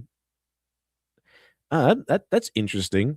That's interesting. But is that all? I guess because he destroyed his father's house, that's passion, right? Like, oh man, what a magnetic trait of his. He's so passionate. He destroyed his dad's house. And just like that, she goes from the person being hurt to the person who's responsible for making him feel better. That is emotional manipulation 101, and it's Harden's favorite hobby. The next day, Tessa's boyfriend finds out that she was cheating on him and breaks up with her on the spot. Okay, how's this treat? Is he a jerk for breaking up with her?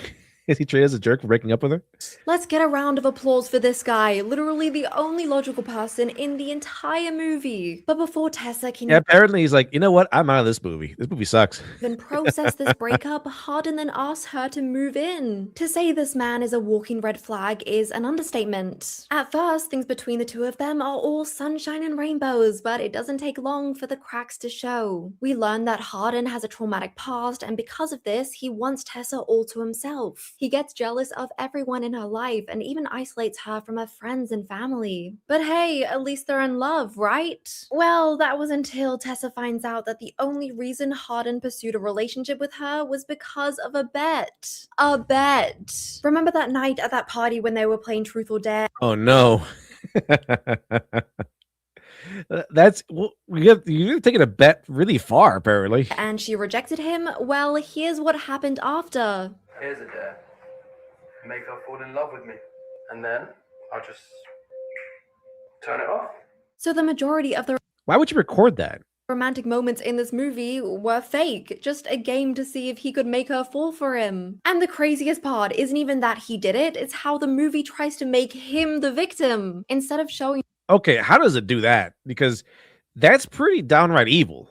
All right, so how is he the victim? Let's check it out. The distraught that this has caused Tessa, it immediately starts shifting the focus onto Harden's feelings. His guilt, his pain, his trauma, blah, blah, blah, blah, blah. They take something genuinely awful that he did and try to make it better by making him look sad about it. And suddenly when Okay, there it is. As long as the guy is handsome, he can be forgiven for anything as long as he's sad about it. I've been making fun of this for years with Kylo Ren. Like, he blew up how many planets? He did how many bad things? He killed his own dad, but all the women in the audience were like ready to forgive him and hopefully hope for his redemption just instantly because he was sad about it. And he happened to be Adam Driver. I've been making fun of that for years. All he had to do was he was sad about it though. He committed a couple of genocides, but he was sad when he did it, so it's fine. It's kind of like Anakin Skywalker. He's kind of sad when he murdered all those sand people. So let's get married. meant to forgive him. It's like the audience is being manipulated right along with her. And again, this is a romance movie targeted towards teenagers. Just think about how dangerous that is. These kids are consuming this, thinking that this is what love looks like, that this is what it means when someone really likes you, which is terrifying enough on its own, but then you're Leslie, okay, the way this is presented here doesn't make any sense. Like, okay, so you just live with me over a bet, and that's true love? All right.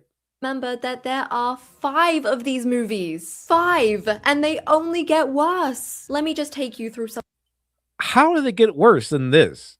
5 movies and they get worse? How? of the highlights. In the second movie, Tessa starts this internship at a publishing agency where she works alongside a co-worker named Trevor. And even though their working relationship is purely professional, it sends Hardin absolutely spiraling because, God forbid, another man breathes in her direction. By the time we get to the third movie, his anger is completely out of control. It's a continuous cycle of him getting drunk, starting to fight with Tessa, which always ends in violence. He's either throwing something across the room or punching a hole in the wall. And these violent outbursts He has major anger issues and he gets drunk. He's a drunk as well. Oh. What a primo boyfriend. escalate to the point where he sets his mom's house on fire. Whoa. So he wrecks his dad's house in the first one and sets his mom's house on fire in the second one. This is like a psycho. This is pure psycho. What the hell? How is this a real movie? And the craziest That's what I'm asking. I was just like, oh, how romantic. He set his mom's house on fire. part is that's still not even close to being the worst thing he's done. In the fourth movie, he decides to secretly write a book about their entire relationship, which includes every single private, intimate moment. Tessa only finds out about this when she stumbles across a draft copy in his bag and is obviously horrified. Because I mean, who wouldn't be? It's a Norma Mandler's Fighter Shits is a parody of this kind of movie should start with a boyfriend reading the script and skipping town. This kind of thing would be kind of fun to parody, I think. Although it'd be also kind of tough because it is in of itself kind of feels like a parody. It's a thank you much, Norman, man. Appreciate it. Thank you once again. So she confronts him about it, and instead of acting like a normal person and realizing how creepy and selfish this is, he basically shrugs it off and goes, well, there's already people interested, so there's not much I can do. This man literally makes my blood boil. But thankfully, for the first time in this entire franchise, Tessa actually breaks up with him. I was thrilled, genuinely thrilled. Oh, it takes a lot for her to break up with him. He just wrecks a house, catches another house on fire as a drunk and a rage-filled monster. But this was one step over the line, I guess. And do you want to know what Hardin's reaction to this was? He goes and publishes the book. He's pure evil. There is literally no other way to describe it. Oh, yeah, he's already written it, I guess. He already has a deal. But fine, whatever. At least it was over, and this time it looked like it was gonna be over for good. So with Tessa gone, the final movie centers around Hardin and is pretty much framed as his redemption arc. Like after 4 films of him lying, manipulating, and ruining her life, we're supposed to sit back and watch him grow. And the way they attempt to do this is by telling us something from his past that is genuinely awful. We find out that before Tessa, he made another bet to sleep with a girl called Natalie. Okay, so he has a pattern of seeing women as objects, which is bad enough on its own, but just wait till you hear what happened next. We learn that he secretly recorded their intimate moment and sent it to his friends as proof that he won, completely without our knowledge. These friends then shared this video around, which ended up ruining her life. She had to move to an entirely different country just to escape it. And I sat there in genuine disbelief because this isn't just toxic behavior anymore. This is a completely irredeemable criminal act. And you would think the movie would finally treat him like a villain at that point. But it doesn't. Instead, the entire storyline is framed around Hardin feeling bad. He travels all the way to Portugal to track this poor girl down just so he could apologize. This is of course followed by lots of cinematic shots of him journaling and staring out of windows looking sad. The film is clearly trying to reframe him as this man who's growing and finally taking responsibility, but it never actually stops to sit with what he did. Natalie barely even gets to be a person in this movie. We never see her anger. We never see the full weight of what she went through. She purely just exists for Hardin to apologize, feel better about his life, and then move on. And of course, she forgives him immediately. It's so weird that a lot of this stuff is about like them focusing on the guy's feelings. It is kind of strange to see.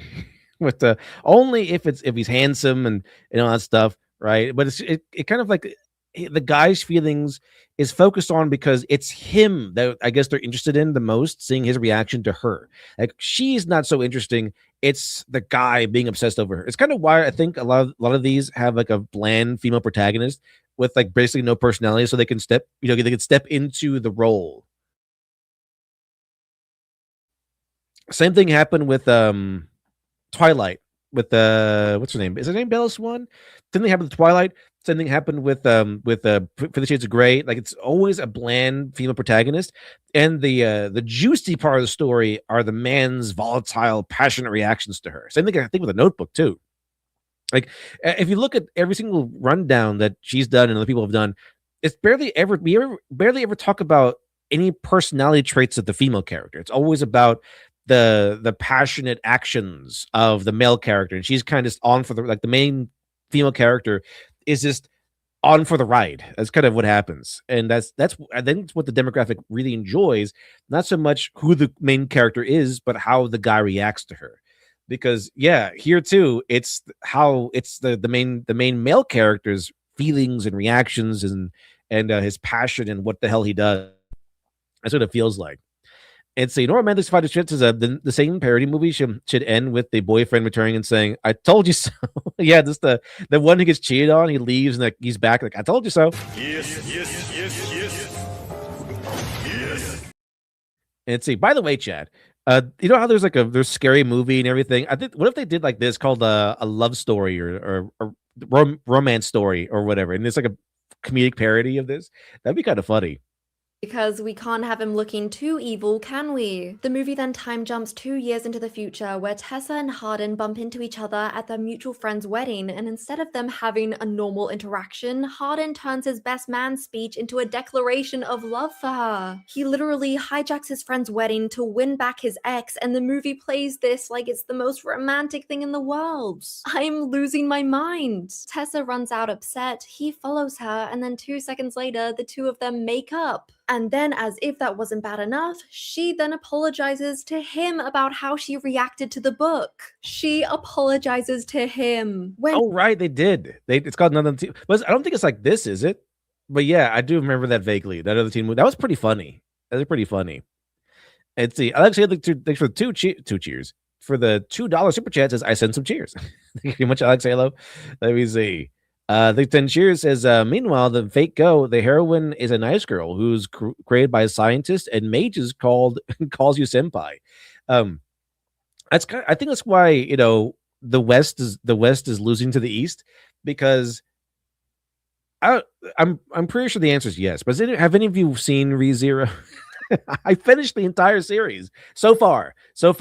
If they had released a new video or new episode, I don't think I've seen that one yet, but I'm up to them like going towards the tower and Subaru and Beatrice getting killed by that sniper.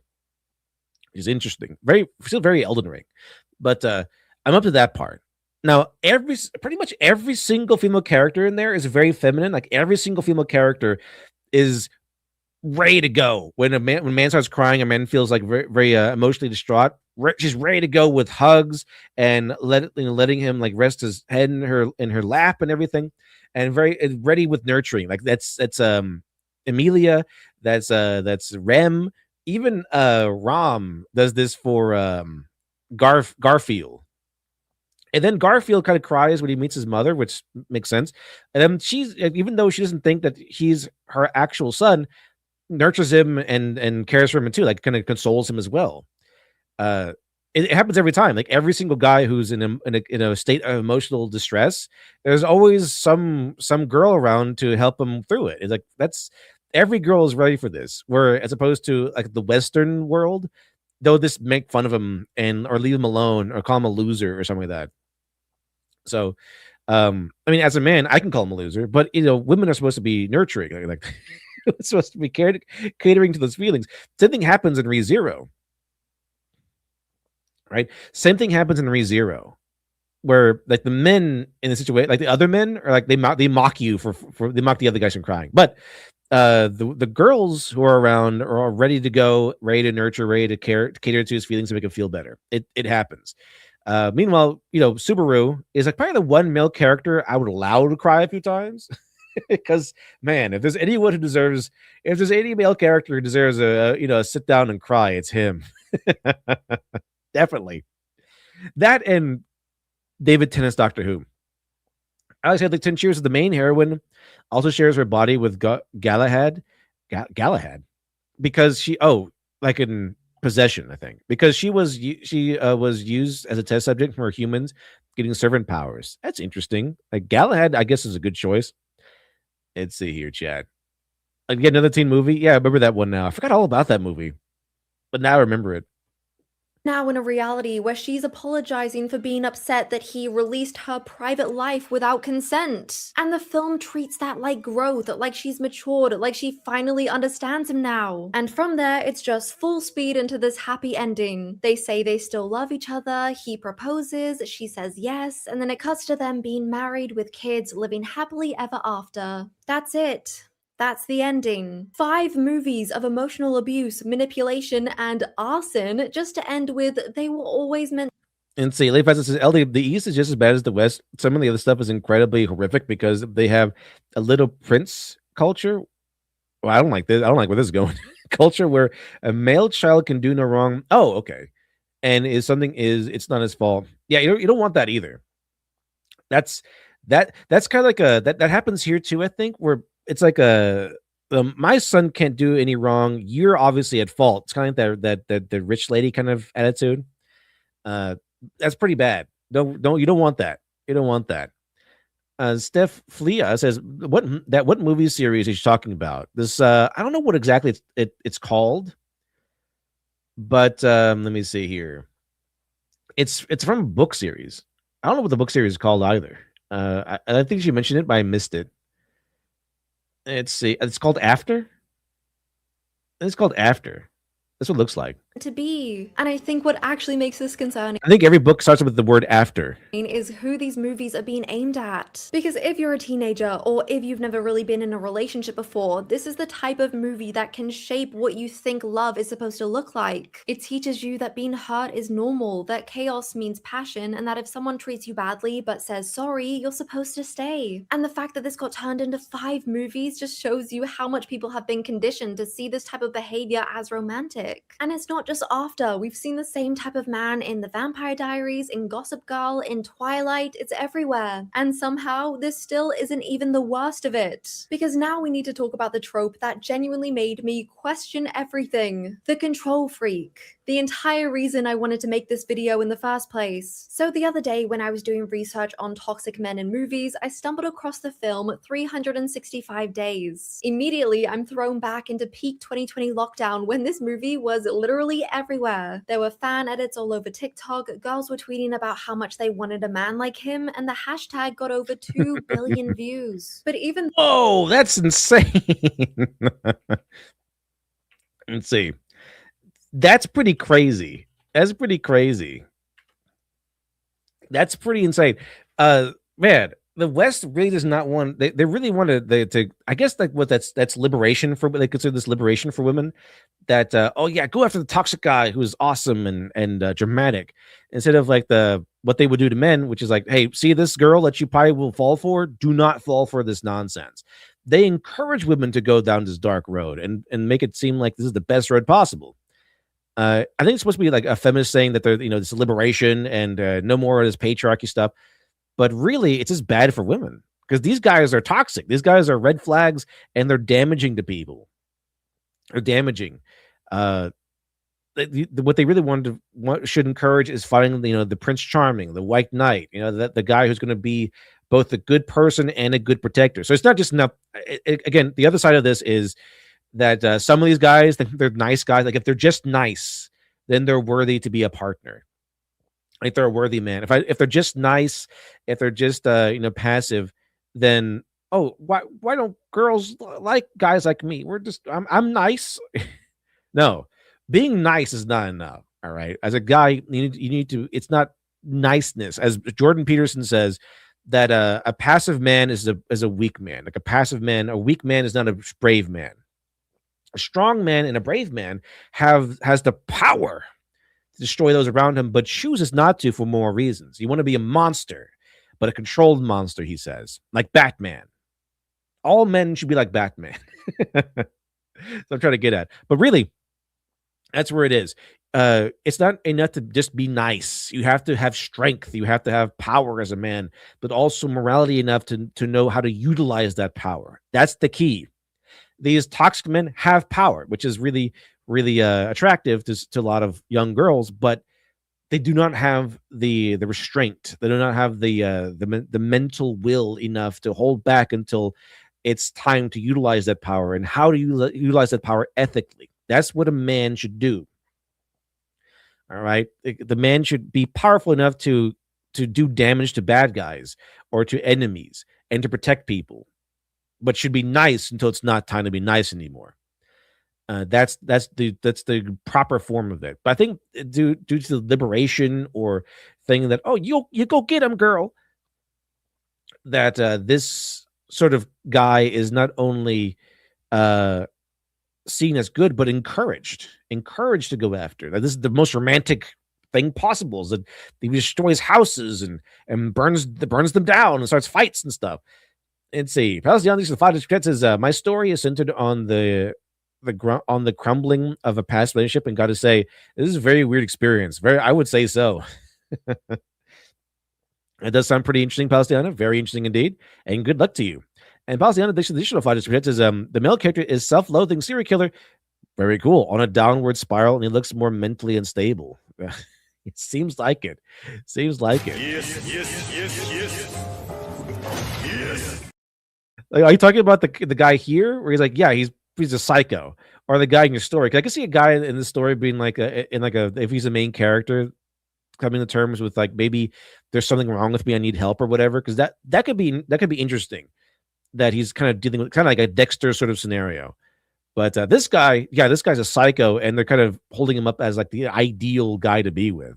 Though it was everywhere, I never actually got around to watching it at the time. I think because I was too busy playing Among Us like the rest of society. But from everything I saw online, I just kind of assumed it was your standard, slightly unhinged, very spicy. See, Wolfsbane. They didn't choose. Oh yeah, I think Jay Longbow did a review on 365 Days. It's really bad. Jay Longbow did.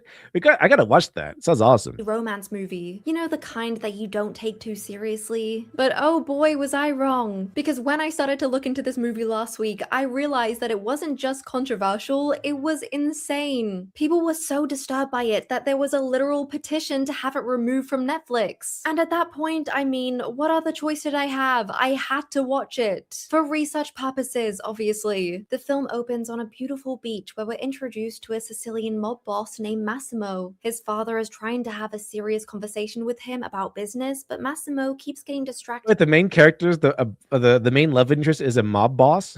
That's interesting. How's the other two? The two says, my guy looks more stable. Wow. Yeah. Actually, if your guy's a serial killer, this guy looks way more stable.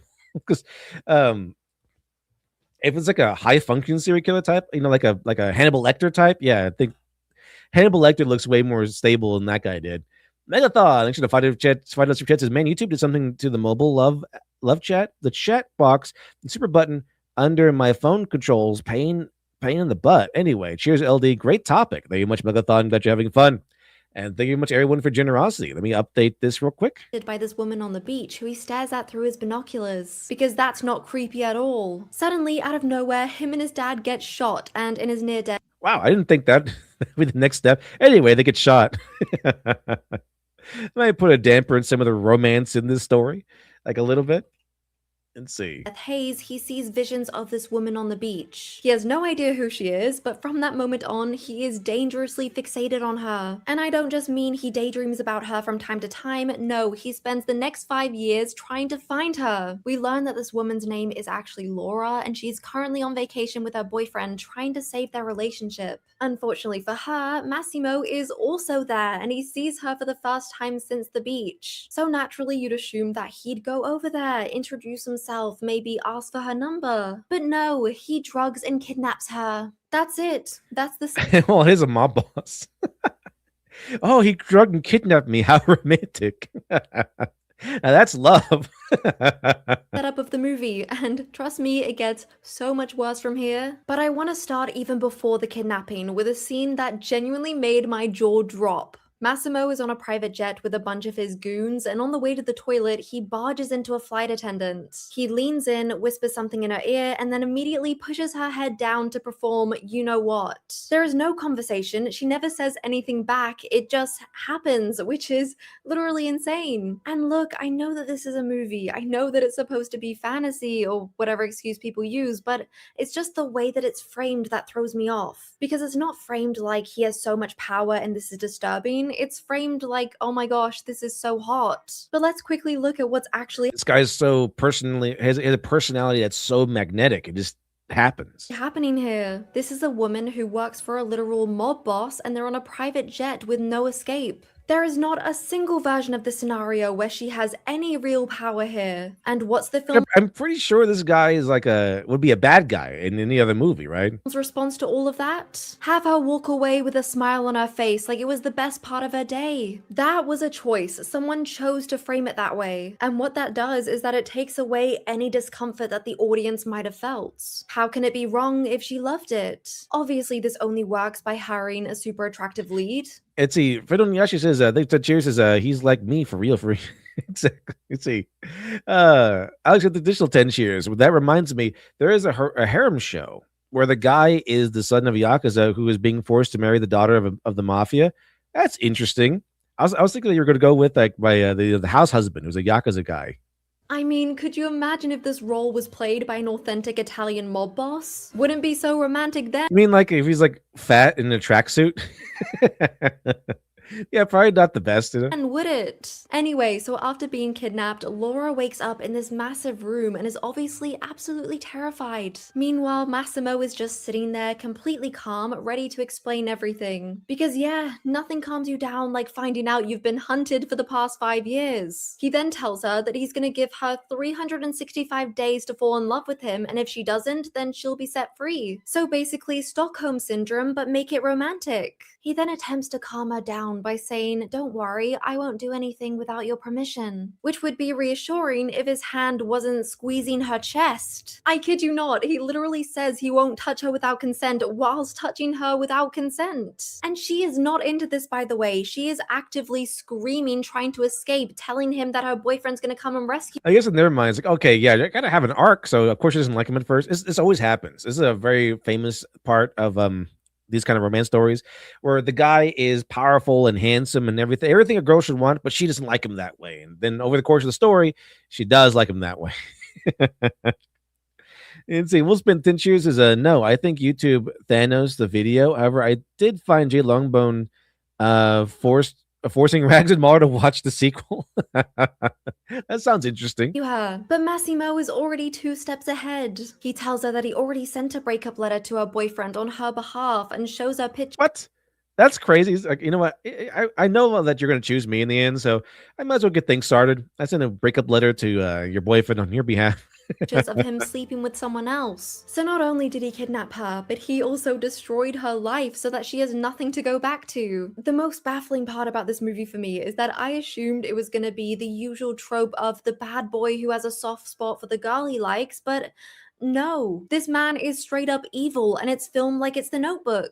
But at the same time, it is so hard to take him seriously because he has this ridiculous catchphrase that he repeats throughout the entire film. Are you lost, baby girl? Are you lost, baby girl?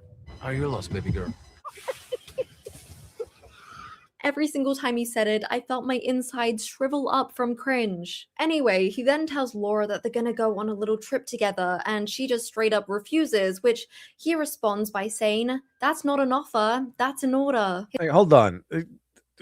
That's kind of scary if a mob boss says, "Hey, we're going on a little trip together." It's an order. All right, I guess you're gonna die now. Let's see. Phil Diageo says so TGE notebook with extra steps? I guess so, but with mob boss, the mob boss controlling everything. Actually, at the 10 cheers is and the harem anime protagonist who has a normal childhood friend who owns a bakery, and the mafia girl has a tomboy bodyguard who also falls in love with the main character. Okay. Very interesting. His little goons then tie her hands and feet together and throw her on this private jet. And as Yeah, punishment, but that's romantic because he kidnapped her, and he kidnapped her while handsome, which makes it really romantic, actually.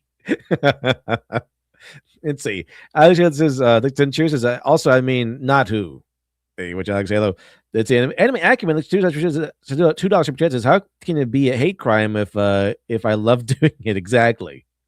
That's impossible. for her acting like a brat, he sticks his hand down her pants in front of everyone on this private jet. What happened to I won't touch you without your permission? It's like the film only said it to try and make him look like slightly less of a villain, but then he just violates it every 5 minutes. He grabs her by the neck, he throws her against walls, he chains her to the bed and makes her watch him do things with other girls. And again, this is all while she's actively trying to escape him. There's even one scene where she tries— I think they all know that they demand consent, but they want you to violate it. I think that's why it's so romantic in these movies. Like they demand consent and require consent, and then secretly want the handsome man to violate that consent. to tell the police that she's been kidnapped, but instead of them helping her, they say hi to Massimo, who's standing right behind her. And that moment tells you everything. She has no way out. The people who are supposed to protect her are on his side, and that is the scariest part. But then, of course, the movie tries to counter all of this by adding in moments to make him seem more redeemable. There's this one scene where he takes her out on a shopping spree, showering her with jewelry and designer clothes that he picks out for her. The movie is framing this like he's taking such good care of her, but in reality, it's just control. He's deciding what she wears, he's deciding what she looks like, he's literally molding her into whatever he wants her to be, and she's just supposed to be grateful for it. And I also found it interesting how the movie tried to justify his behavior by making him slightly less bad than someone else. There's this rival mafia family who are traffickers, and every time one of them does something horrible, Massimo shows up, shoots them, and saves her. And the film's basically like, see, he's one of the good ones. But that doesn't actually make him— See, he's a good guy, actually. And say the enemy accurate too says, oh no, she's dying, she's drying up like the Sahara. They went to be accurate. His lady Fessel says, oh, this old trope. No, my no is secretly yes. Yeah, that old trope, exactly. good. That just makes him less awful in comparison. He's still controlling her, still holding her against her will, still the reason she's in the situation in the first place. The bar is literally on the floor, and the film expects you to be impressed that he can step over it. But this is where the story really kicks off. After a night of being chained up, Massimo tells her that he's gonna take her to the club. She only has the outfits that he bought her, so she gets changed into one of the dresses and meets him there. But as soon as he sees her, he is absolutely furious. Apparently, the dress she's wearing is too revealing, and this is somehow her problem, even though he's the one that bought the dress for her. But anyway, I was to say, didn't he buy her that dress? Why is it suddenly a problem now? nothing she can do about it now, so they just forget about it. Later in the night, Laura is unknowingly chatting to a member of a rival mafia family who then proceeds to touch her without consent. This then triggers Massimo to straight up shoot the man. Oh, so all right, I'm pretty sure that would be a bad idea. What, this is crazy. Like this this is like Sonny Corleone. This is not really a Michael Corleone situation. It's like a Sonny Corleone, you know? It's more like he goes around shooting people. Like he's gonna end up in a war soon. It's gonna end up a vicious, bloody war. You can't just keep shooting members of a rival mob boss, a mafia family. You just can't do it. That's insane. it was a problem when someone else touches her without consent, but when you do it, it's fine? Yeah, got it. This accidentally starts a war between the two families, and the next day when Laura— Yep, there it is. Like obviously you're gonna end up in a war. wakes up on Massimo's boat, she tries to apologize for it. And instead of him saying, no, you don't have to apologize, you didn't do anything wrong— Apologize for what? He's the one that shot him.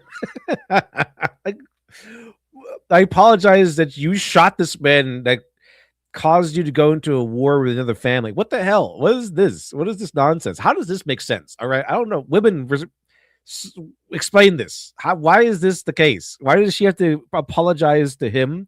The other guy was the one that touched her, right? And then he shot the other guy, and now he's in war, and she apologizes for what reason? She literally did nothing wrong in that situation as far as it's being presented here. He didn't have to shoot the guy. He could like beat him up or toss him out or something. He's in the war because it's his fault. He's basically the Sonny Corleone. And so romantic fighter ship is one of these movies, but the guy is basically Tony Soprano. Even worse than that, he's Sonny Corleone. He's a hothead who just wants to shoot everybody who looks at him wrong. That's kind of a closer, I think, because I've seen Tony Soprano. He's a little bit more controlled. He might be a little bit of a hothead, but Sonny Corleone is, I would say, closer to this. He says, I wouldn't have had to do it if you weren't dressed like such a whore. That is literally what You bought her the dress. What was if you didn't want her to dress like that? Why buy her that dress? That makes no sense. for word exactly what he said. Again, she was wearing the dress that he picked out for her. And before you can even process how insane that is, Laura then somehow falls overboard, which is followed by Massimo diving into the water How do you fall overboard? Does that work? to save her. This is one of those movies where you genuinely cannot guess what's gonna happen next. It's all over the place. After pulling her out of the water, he then has the audacity to ask her, why are you being so disobedient? Oh, I don't know, maybe because you're holding her there against her will? But even still, this is then followed by her apologizing to him. She apologizes. And then about 2 seconds later, she suddenly realizes that she's actually in It is Stockholm syndrome. Like this is, all he has to do is like hold her there against her will long enough, and boom, falls in love. Let's see. Posthuman says she has to apologize because of the idea of the power dynamic. LD, since she is the sub, she must apologize. It's to blur the moral and consent. LD. Okay. love with him, and the two of them start doing the deed. I actually can't comprehend how someone's brain came up with this. The film frames this as if it's this romantic climax, like she's finally giving in to her feelings. But what we're actually watching is a woman who has been kidnapped, isolated, manipulated, and broken down so completely that her brain has latched onto the only person available to her. That isn't a love story, that is Stockholm Syndrome. But of course, the film tries to distract you from this by making everything look cinematic and expensive.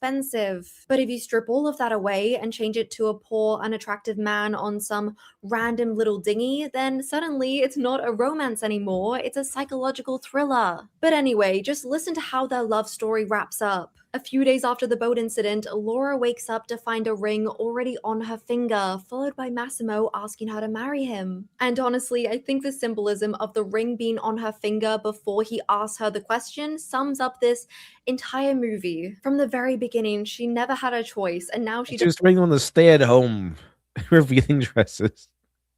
That's like sparkly and made to draw the eye. doesn't even have the choice to be engaged. But the movie treats this as if she's finally fallen in love, and that is exactly the problem with it. Now, to be fair, this film got its fair share of backlash when it first came out. The singer Duffy, who has publicly spoken about her own experience being kidnapped, wrote an open letter to Netflix criticizing the film for glamorizing violence for entertainment. There was even a petition that demanded that the film be removed, and it had over You can't do that. Then John Wick would have to go away, and all the action movies have to go away. Of course, we glamorize violence for entertainment. That's like a whole genre. 87,000 signatures. But instead of removing it, Netflix went ahead They and made a sequel. Like, screw you. made 2 more. We're gonna make it. What did they make? 2 more movies? But I really want to show you how How do you draw this story out for 2 more movies? What the hell happens? dangerous these types of movies can be and what happened after the first one was released. It basically set off a trend where young girls would post TikToks of themselves watching 365 Days with their boyfriend, and then it would cut to their body, which was covered in bruises. This trend spread all over the news, and eventually TikTok ended up removing most of these videos, but you can still That was a trend? What? So there's a trend of the girl watching the movie with her boyfriend, and then boom, she's full of bruises. Is this supposed to be a good thing? Like, is that supposed to be like, oh my goodness, look how much he loves me? What the hell? Was that real? That's insane. see some up today. And that's what this kind of film does. It blurs the line where people start to see harm as something to joke about or even something desirable. And the part that made my jaw drop was on a TikTok just recently where someone posted about, oh, remember this movie? And in the comments were girls saying, oh, I watched this movie at 14, I watched it at 13, and even 12. A 12-year-old girl watching a movie about a man kidnap a woman, chain her to a bed, blame her for her own assault, and call it love. And that is exactly why the way this movie is framed matters so much. Because if it was framed as a warning, if the camera looked at Massimo the way it should look at a predator, then maybe a young girl watching would come away with something useful. But instead, it's framed as something to desire. And that is the difference between a dark story. Oh, man, he drugged and kidnapped me and is holding me against his will for a year on his massive boat. Now this is romance. that serves a purpose and a dark story that just does damage. And yes, obviously a 12-year-old should not be watching this in the first place, but this is the age of social media. They have access to literally everything. And what I'm saying applies just as much to an 18-year-old girl as it does to a 12-year-old. The framing does the same damage. But at least with 365 days, we can point to the filmmakers. We can say that they made a choice to frame it that way. But what happens when a show doesn't romanticize the toxic behaviors? What happens when the writers explicitly tell you that this man is dangerous, but the audience romanticizes him anyway? Because that's exactly what happened with the Netflix show You, and it raises a much scarier question. That's interesting. All right, I haven't heard of You before. Is the problem the movies, or is it us? Our main character, Joe Goldberg, is a murderer. Point blank period. Goldberg, huh? Okay, he's not some morally grey character who's done some questionable things. He's a man who has ended multiple lives, stalks women, and locks them in glass cages. As far as I know, this is ideal for women. Like, like this, remember the whole thing where like all these serial killers in jail get all these love letters and proposition. That was even a joke in Frasier way back when in the original Frasier show. Frasier complains that serial killers in jail can get women to marry them, and I can't get even a single date. That was a joke in Frasier. Women love serial killers.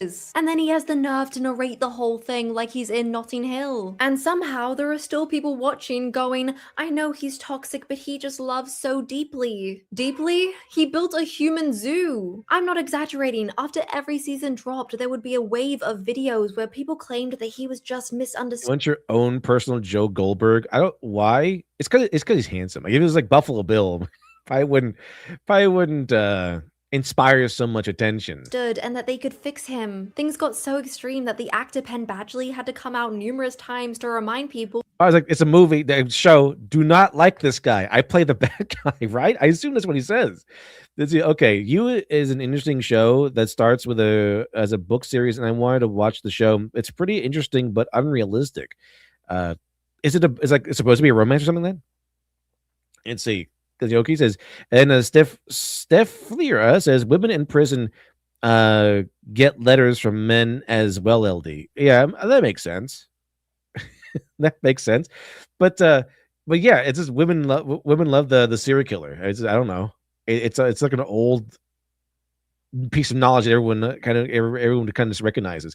By the way, chat, we are $24 away from today's prelimin. Just $24 away, getting pretty close to being halfway to a extra stream of Chat's choice. That this man is a murderer and that we should not be romanticizing him. And this discourse is exactly why I find this show so fascinating. Because with movies like After and 365 Days, the romanticization is obvious. These movies are literally on their knees begging you to find this man attractive. But You is different. You is not trying to hide what Joe is. It's basically on its knees screaming at you that he's a bad man, and still people romanticize him. So the real question is why? Why are there people online acting like this man is just one therapy session away from being husband material when he has spent 5 seasons behaving like an active threat to society? In my opinion, this comes down to the way the show is made, because it's a lot smarter than you think. The whole point of You is to expose how obsessive male violence can be seen as romance when it's packaged like a love story. And the showrunners said that the only way they can make this work is by casting someone who looks like he could lead a romantic comedy. This is where Penn Badgley comes in. Someone whose overall appearance and charm can distract you from the sinister things underneath. Then we have the show itself, which is entirely narrated through Joe's inner monologue. And if you just listen to the way he talks, it genuinely sounds like you're watching a romance. He meets a girl called Beck in his bookstore, and he is convinced from that single interaction that Alex, I think the same people you say fiction is the same as reality on Twitter are the same people who watch these shows, and it's probably why they complain about anime so much. Probably. I wouldn't put it past them. She is the one. He literally talks about her the same way Mr. Darcy talks about Elizabeth Bennet. Glitchy Oki says, what interests me is how they get away with these, how it gets away with the people he kills and how far he doesn't go to get away with it. I think you'll find the first 3 seasons interesting. It seems pretty interesting. Especially if it's really, especially it's supposed to be like an exploration into this kind of mindset. He notices everything about her, her laugh, her writing, the way she carries herself, but what makes Joe so disturbing is that he's not just obsessive, he's completely delusional to what's actually happening. Are you not wearing a bra? And you want me to notice? Beck, you're too drunk to be alone. What if some sicko had followed you down here? And that's why this voiceover is so clever, because it doesn't just show you what he's doing, it shows you how he excuses it. He doesn't follow Beck home because he's a stalker. In his mind, he follows her home because he cares. Joe is constantly rewriting his own behavior so it sounds loving instead of deeply creepy, and that way, we as the audience buy into it too. The whole point of season 1 is that you're supposed to romanticize him in the beginning. It shows you how a man like Joe can make stalking and obsession look romantic until it turns deadly. But what I genuinely don't understand is how we're 5 seasons in, this man has done every single evil thing imaginable, and people are still acting like he's some misunderstood boyfriend. Because at that point, the show has already torn the fantasy to shreds for you, so why are people still holding on to it? Is it because the audience just wants to romanticize these men no matter what? Or is the way these shows frame them doing more harm than good? And to answer that, I need to talk about Euphoria. Because the difference with that show is that it doesn't even... Okay, what is Euphoria about? Because I saw some ads about this one, and like it has Zendaya in it, which is the girl that Hollywood keeps trying to push on us as like the ideal woman for some reason.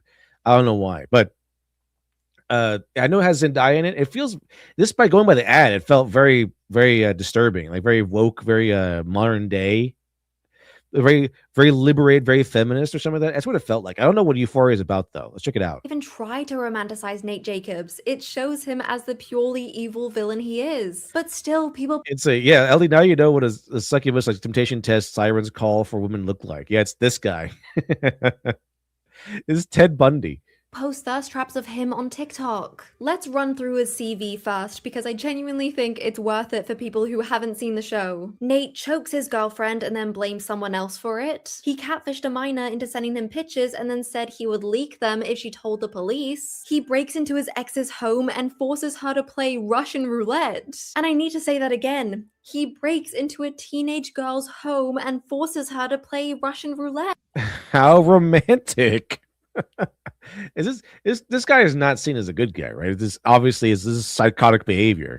And what was the audience's response to this man? To thirst over him. I'm not joking, he's probably one of the most talked about characters among teenagers online. And yes, I understand that he's played by Jacob Elordi, who is a very attractive man, but that doesn't excuse... Okay, you know what? At this point, I don't think women have any place to talk about how men feel about female characters.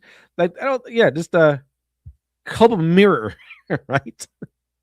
You find this guy thirst-worthy. He breaks into your house, breaks into the house of a teenage girl and forces her to play Russian roulette. This guy is the ideal. All right. So, you know, I'll keep this in mind. Next time I see all these women on Twitter complain about a new female character that men like, I'll keep this in mind.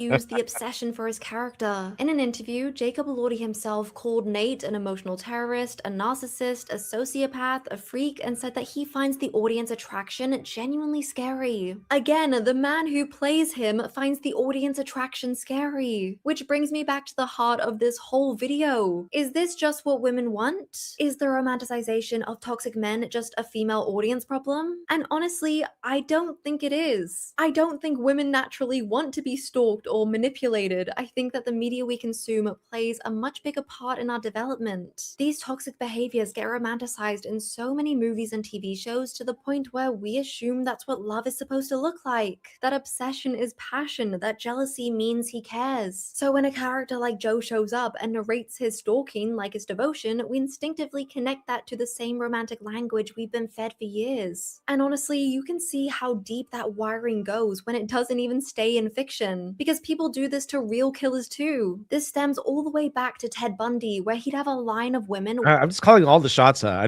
mentioned Ted Bundy earlier. Yeah, this is what happens. It's what happened with Ted Bundy. Because Ted Bundy is a serial killer, but he's handsome. Waiting outside the courtroom just to get a glimpse of him. And even now, people are still making thirst trap edits of him online. They act like they're mysterious bad boys instead of violent criminals, which is insane, but it kind of proves the point. This goes far beyond movies like After and 365 Days. There is clearly something in the way that male danger is packaged that can turn even the most horrific behavior into something that viewers still want to romanticize. So no, I don't think women are just sitting around waiting for toxic men. I think we've just been sold the same lie for years and years. That if a man is obsessive and controlling, that just means that his love is deeper. And maybe that's the real problem. Not that audiences romanticize toxic behaviors. It's because it conflates with passion, and but it requires something else. It requires a morality behind that passion. And Leaf says, well, at least women get Ted Bundy, whereas the men get John Wayne Gacy. I don't know how to feel about it beyond horror. Like John Wayne Gacy. Let's see. John Wayne Gacy was the fat clown. Sort of. He wasn't a clown when he killed people. He was only a clown as like a disguise to make sure that everyone knew that he was a good person. Like everyone that was his disguise as a good person, because he was like a family man. Although what's kind of funny is that Ted Bundy, I think, was a Republican, and John Wayne Gacy was a Democrat. It's like the handsome ones are the Republicans. But yeah, he was the clown. Anyway, chat. Anyway, it's still $24 away, chat. $24 away from Pillman, just $24 away, and being halfway to an extra stream chosen by the chat. But let's check this out, chat. Let's check this out. So, why woke movies get under our skin?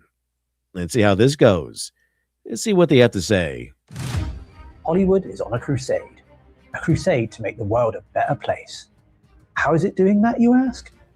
Is it entrenching unions to increase the economic prosperity? Kind of weird that he mixed his voice all the way to the left. That's interesting. That's an interesting choice. Prosperity of the working class? Researching green technology to stave off environmental collapse as a result of climate change? No, don't be stupid. But you'll be relieved to know it is pushing boundaries, righting historical wrongs, and fighting systemic injustice. Ghostbusters can now be women. Superheroes can be black, maybe even Hispanic. And Tron movies can be led by the mentally challenged. However, not everyone is happy with Hollywood's crusade. But why? Could people have legitimate issues with a group of hypocritical rich people patting themselves on the back? Or are they just fascists? Join us as we look into the phenomenon that is wokeness. More importantly, I'd like to look into why, if I never went woke, why am I so broke? We're not covering that? Balls. Let's punch it. All right, so it's not just an intro choice, it's an actual choice. Is the entire video gonna be mixed to the left? That's gonna be interesting. Okay. Well, yeah, the sound is in both, but his voice to the left, I think. That was interesting. Carney Catcher says, she's not saying it wasn't a thing before modern media. She was just talking about it in modern media. Yeah. It was there. It was there.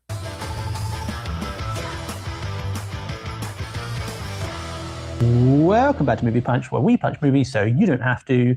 Yes, today we're looking at wokeness, but more specifically, I wanted to look into why an issue that's steeped in threats of racism and misogyny is actually a much smaller issue than it seems, with, I think, an easy fix.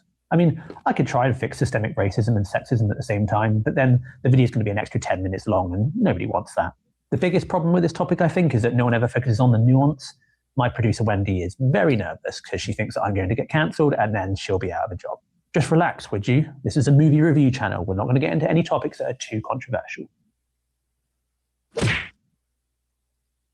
Wow, that title card was a devastating takedown of my previous point. It's fine. Everyone take it easy. We're going to get... I feel like it's like a social, like modern day social commentary going over videos and wokeness, but in the style of like a nostalgia critic video. Let's see. Golden Reaper, there's the fighter spirit says, is Will Turner and Elizabeth Swann for Pirates of the Caribbean a good romance story? Here's the thing. I don't think Will Turner ever like forces Elizabeth into anything. I don't think he ever becomes like a toxic weirdo. He's actually a pretty good person, I think, for the most part. He learns to be a little more devious because of Jack Sparrow. But let's see. So Elizabeth saves him, I think, and he falls in love with her. But he works diligently. He practices diligently. He becomes like a master craftsman of the sword. He worships her from afar, I think, but tries not to interfere with her life. Let's see. It's been a while since I've seen the other two movies, but I do remember in the first one, I don't think he ever does anything psycho to her. He tried to save her life when she gets kidnapped, but he's not the one who did the kidnapping. Someone else did that. So I don't think so. I think they kind of just both fall in love with each other. It might be pretty good, actually. I think pretty good overall, I believe. Let's see. Fendel Nyasha says, cheers to him. He seems like a discount John Oliver. Yeah, kind of. I despise John Oliver. But like, I think he's going after wokeness. He's anti-woke John Oliver. Through this thing without offending anyone. Hey, get off LinkedIn. So time was, businesses hired people that they needed. And to work out who they should hire, they would vet their candidates and pick the best one. People succeeded on their merit, and therefore it was a meritocracy. Except that's never actually been the case because most businesses don't hire based just on merit, but instead they hire people based on connections. If an internship's just opened up and the boss has a son who's just graduated, there ain't going to be no interviews. Everyone's just going to have to get used to Noah and his basic lack of understanding. What? So on a wider scale, people from poorer economic backgrounds tended to get less opportunities because they had less connections. Diversity initiatives, often referred to as DEI, were an attempt to rebalance things. By having targets that encourage hiring people from marginalized groups, you end up with more diversity, but also in practice, more competence, because now you're hiring based on merit again. And Noah is now back in his dad's Can't do that. That's insane. Can't hire based on merit. basement smoking weed. Hey CJ, isn't this a video about movies? I'm getting to it. When it comes to movie studios, things like diversity initiatives and other woke policies would usually encourage more diversity and more competence, just like in any other business. So what's the issue? It's Noah. Because when Noah didn't get that internship and instead it went to someone from a marginalized group, Noah can say that he only lost out because they're hiring based off of racial discrimination rather than merit, even though we know that he wouldn't have got that job through merit. He would have got it because his dad wants him out of the house. Bogus. When you have a certain amount of people appearing on your screen that you didn't used to see, it's a change. And historically, people do not fare well with change. So, am I here to tell you that everyone that is annoyed by the amount of diversity on TV nowadays is just a grumpy old racist who's scared of lesbians? Capitalism. Attack. The way I see it, there's a problem with wokeness, but it's got nothing to do with hiring initiatives. Well, yeah, this bit might piss off. No, because it does have something to do with hiring initiatives. It's we want a quota of certain racial demographics. It's racist. It's a racist hiring initiative. How is that not a problem? Are we supposed to be against this? Are we supposed to be against this sort of thing? Like, okay, we need to hire like 14 more Hispanics, and they do so based solely, mainly on race and background. And we've seen the results of this, which resulted in a lot of vastly underqualified people. We need more women, or we need more black women. We need more like minority people here, or whatever. And it results in the meritocracy being pushed aside. It's not just, oh, we're hiring a bunch of diverse people who are also good at the job. It's like, no, we need more diverse people than are available in this spot. So just hire anybody. Even Bill Maher said this. He's been saying something like this, where we had higher demand for teachers than we had smart people. So we started hiring dumb people to become teachers. Something like that. Let's see. So the guy got pushed. This happens. This happens a lot, where the guy gets pushed aside for a job because he's white. That's not right. And it is true. It's how they do it. They want to push aside white men so they can hire more minorities or whatever. So yeah, it's hiring initiatives is a problem. It's a racist hiring initiative. How is that not an issue? Off the lettuce, so I am slightly more likely to be cancelled now. No, you can't step out for a phone interview. As we've already discussed, diversity initiatives weren't done because businesses had a firm moral stance they wanted to take. They were done. That's true. They didn't. It's because they wanted to take a politically correct stance, and it's a PR move. They don't really care. Because they increased productivity and they were generally a good thing for making money. And they helped the company image by giving the perception that the business cared and wasn't just some evil conglomerate that would kick your nana in the crotch for an extra buck. But we know that businesses don't care. And this leads to the main problem. People aren't sick of diversity, they're sick of people going on about it. While diversity initiatives may be a net good, they don't automatically create a just Kind of society. is true because people don't really care. The people never care about the whole thing about being diverse. Like the 90s is full of diversity, but no one had to like go on about it and want a reward for it. Now it's like, oh, we have to enforce diversity everywhere, and it's insane and it's annoying because we in the 90s we could have had a Viking show or a Viking movie going over some saga, and we would have hired actors that were all white because that's kind of what Vikings were. But today we got to have you're doing a Viking thing. It's about white people. Okay, we got to have a black woman in there. We got to have some Hispanics in there. We got to have like a 50% diverse cast, even though it was mostly a white person thing. That's when it starts getting annoying, and that's what makes a story woke, is when they have to start enforcing diversity and crap into things that really shouldn't have it. Right? No one complains if it's a story about ancient China and you just hire a bunch of Chinese people. No one complains about that. Right? No one is out there lobbying that we need more white people in like a story about, I don't know, the Three Kingdoms or something. However, when it's about Vikings or something, suddenly we got to have a bunch of diverse people in there. Let's see.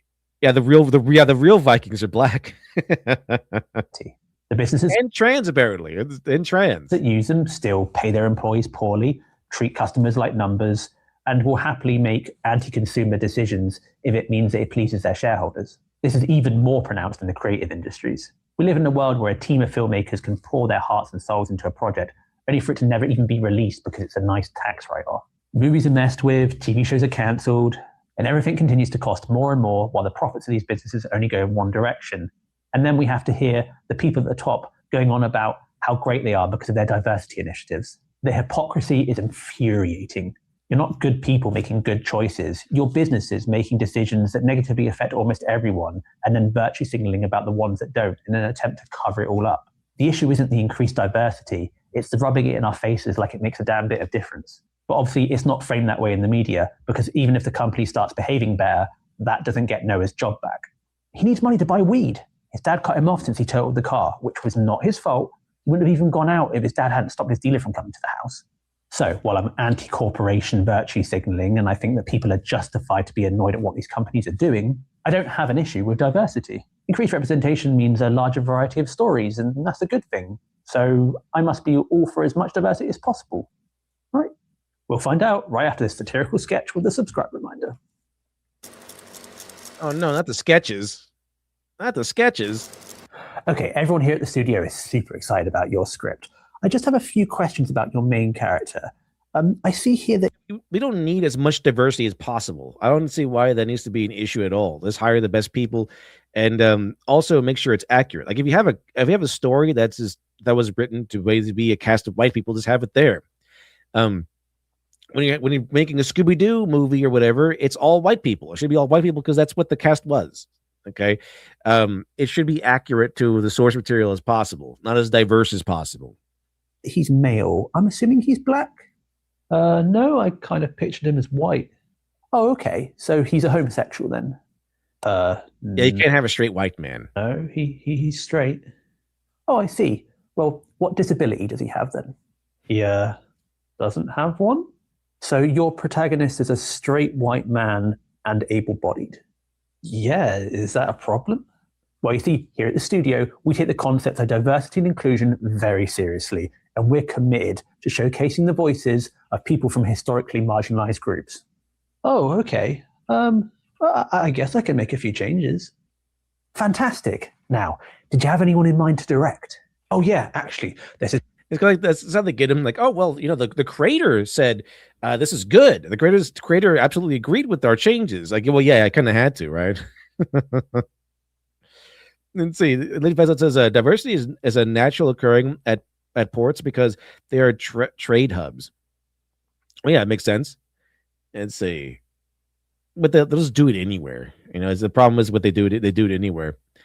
Let's see your chat. Plus, says more like counterfeit money called broke money, where exchange is negative denominator instead of a break even woke economics. $1 equals negative 1,000. Yeah. this really great young director. She's made some really interesting. I'm sorry, a female director? No. Okay, so I guess what they're half based. A female director, come on, it's like gambling on 100 out of 10. Like it's the okay, maybe might get lucky and it work out once. Anyway, chat. Anyway, I think it's enough of that. I really can't stand the whole everything. His voice is mixed to the left. That's kind of strange. But anyway, chat. Anyway, let's see. We're gonna go ahead and go to stream memes. Not really sure if we're gonna make it to the Pillarman part of the day, even though we had a huge head start. So they're gonna go to a stream memes, chat, stream memes. But tonight, remember tonight, this evening, Stu and I will be covering the last few episodes that are available of Amazing Digital Circus, and then covering the third one when it comes out finally in the summer. So onward and upward to stream memes. So we didn't make it to the Pillarman. I will choose a different one. Let's see here. What should it be? How about this? 5 members of the prominent Rhineswan family were found dead.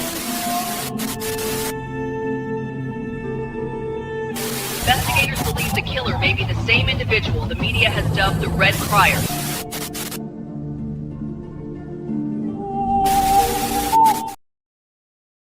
Oh yes, best chat. Oh yes. Here we go, chat. Stream memes. All right. Yeah, you don't have $19. Got pretty close though. Got pretty close. Turns out. All right, here we go. It's a Tuesday. Then when the game is loading and you see your own reflection on the screen, it's horrifying. Insane. Does that not damage the hair? I don't think. That's okay. I'll wait for someone who does think. Let's see. Golden Reaper, this is the final chance. We don't need representation and diversity at all. Demon Slayer, Inuyasha, most Asian shows are better than Western shows. They don't really concern themselves with diversity, really. Let's see. They don't really concern themselves with diversity. They kind of if they put in diversity, it's more along the lines of it's for fun, or they want to have a little bit of a different character on board or something like that. There we go, chat. Just $14 away. Whoa, Megathon with the $20 super chat says, "Goodness, make it stop." Here it's 20 Canadian. Oh, you already did. Well, my book is coming along. Put the AI art as my profile picture, though they were cute. Awesome. Well, thank you much, Megathon. Appreciate it. Let me see. Let me get the proper clip ready to go. Oh, Risha, indeed. Thank you much, Megathon. Appreciate it. Very, very cool. Thank you very much, Megathon. And I think that does put us at the proper place. Let me see. Let me do the proper calculations here. There we go. Boom. Absolutely. There we go, chat. We'll do Pillarman at the end of the stream here after stream memes. But thank you very much, Megathon and Golden Reaper help put us over that last little bump there. Thank you very much. Let's see. When I was 14, I almost kissed my tomboy cousin, but my stupid bitch aunt interrupted us. My cousin is now a thrice divorced alcoholic single mother of 4, and I'm termed online internet racist with a crippling lolly hentai addiction. Never let them tell you that incest is bad. What a horrifying nightmare of a situation. Capcom, you play a middle-aged astronaut. Me, okay. You look after a little girl robot. Me, huh? I don't think that I'm the target audience, Capcom. That little girl is now in mortal danger. Save her. It's pretty accurate, yeah. Let's see. And then Normal Man, thanks for the $5 super chat. Let's see your chat. Let me see here. Okay. All right. Thank you much. Normal Man says, Nippa baby has to be one of the most annoying terms out there. Probably, I would say. I would agree with that. It's very it's always very annoying to hear. Hamilton Burger Elixir 2 says, just to say thanks for the consistent good streams. Thank you much, Hamilton Burger. Appreciate it. Glad you're enjoying them. Oh wait, so the Shady Do-Rags was actually from the last stream. Was actually from the extra stream. So you want to go over the watch me go over the Shady Do-Rags video. It is on. Actually, I didn't make it public, did I? Hold on 1 second here, chat. Let me make it public. Yeah. So on Twitch, you should be able to go and watch the stream on Twitch where we do cover this stuff. It's called Let's EFAP and discuss Velma. There we go, chat. There we go. And I do a palette cleanser after we cover Velma, where we cover Shady Do-Rags video. So you want to check that out on Twitch? You certainly can. Thank you much, Jacan Demigod, for the 10 cheers. All right, chat. Let's see here. It says Rick Morena says that Josh Gad's concept for Spaceballs 2 convinced him to come out of acting retirement. Ultimately, I said yes to it because it was the only way I could get him to stop texting me. Honestly, Mr. Moran is involved in the only reason I watched this. And didn't Darth Helmet die? I forgot. Let's see. The reason RAM prices are so high is because Deanna needs snacks. This is true. She eats that metal. Mother Simulator, Father, but only the Father Simulator is wrong. The Mother Simulator, everyone is okay with that, but the Father Simulator, oh, that's for predators and freak shows. Can't have that. Actually, I'm not like the other shitty open world games. This ain't your Ubisoft experience. My map is surprisingly dense and full of content, and there's always something new and interesting to see. The game doesn't quickly wear out its welcome and side content. Never start feeling repetitive. There's no bloat of any kind, and just wait until you see the collectibles you can find. As far as I can tell, the ones I played is Red Dead Redemption 2 and Skyrim, and they're both pretty good. I don't know about the other ones though. Let's see. And then your favorite video game was streamlined to be accessible to wider audiences. No. Perfectly reasonable reaction. Nigeria may be a developing nation, but it is rich in culture. Get me out of this godforsaken hell. Let's see. Be me running Mouse Utopia. Oh yeah, accidentally created gay rat dystopians. This is the beautiful ones. Be me running a Mouse Utopia experiment because when everything is plentiful, apparently, mice even make femboys, which is odd. So it says bee meat, running Mouse Utopia experiment, food unlimited, water unlimited, no predators. Boom in population. Alphas get all the females. Betas start losing the will to compete. Some stop trying to mate with females at all. Start presenting themselves to the alphas. Completely ignore the fertile females right beside them. Females get stressed. Stop raising pups. A population collapses despite perfect conditions. Accidentally created gay rat dystopia instead of a paradise. Yeah. So yeah. The other male mice started grouping themselves, which is why it's called the beautiful ones, and I guess they started offering themselves up to the alphas. So yeah, when society is without conflict and of plenty, they also make femboys, I guess. And say, let me copy your homework, or else there will be consequences. What is the consequences? I'll cry. Makes sense. Okay, but what if simply save them? Let's see. Like this are the reason shampoo has instructions. Yes. I can't be the only one who used to break this part. Why would you break that part off? I guess because you only had like 2-prong sockets, but man, that's just that's stupid. It's just retarded. Okay, I have an idea. Hear me out. Look, some people just need, some people, just let Darwin take him. Hey, Mario. Sorry I'm late. I was doing stuff. It's okay. I am stuff. Oh my gosh, Luigi, no. Ah, Daisy, you are banging into my brother. Killer coming from mommy. Makes sense. Is that I assume there's a tomboy somebody from somewhere. Robert Bly mentioned. There he is. There's the man himself. Iron John mentioned. Take a drink. There we go. Drink it up.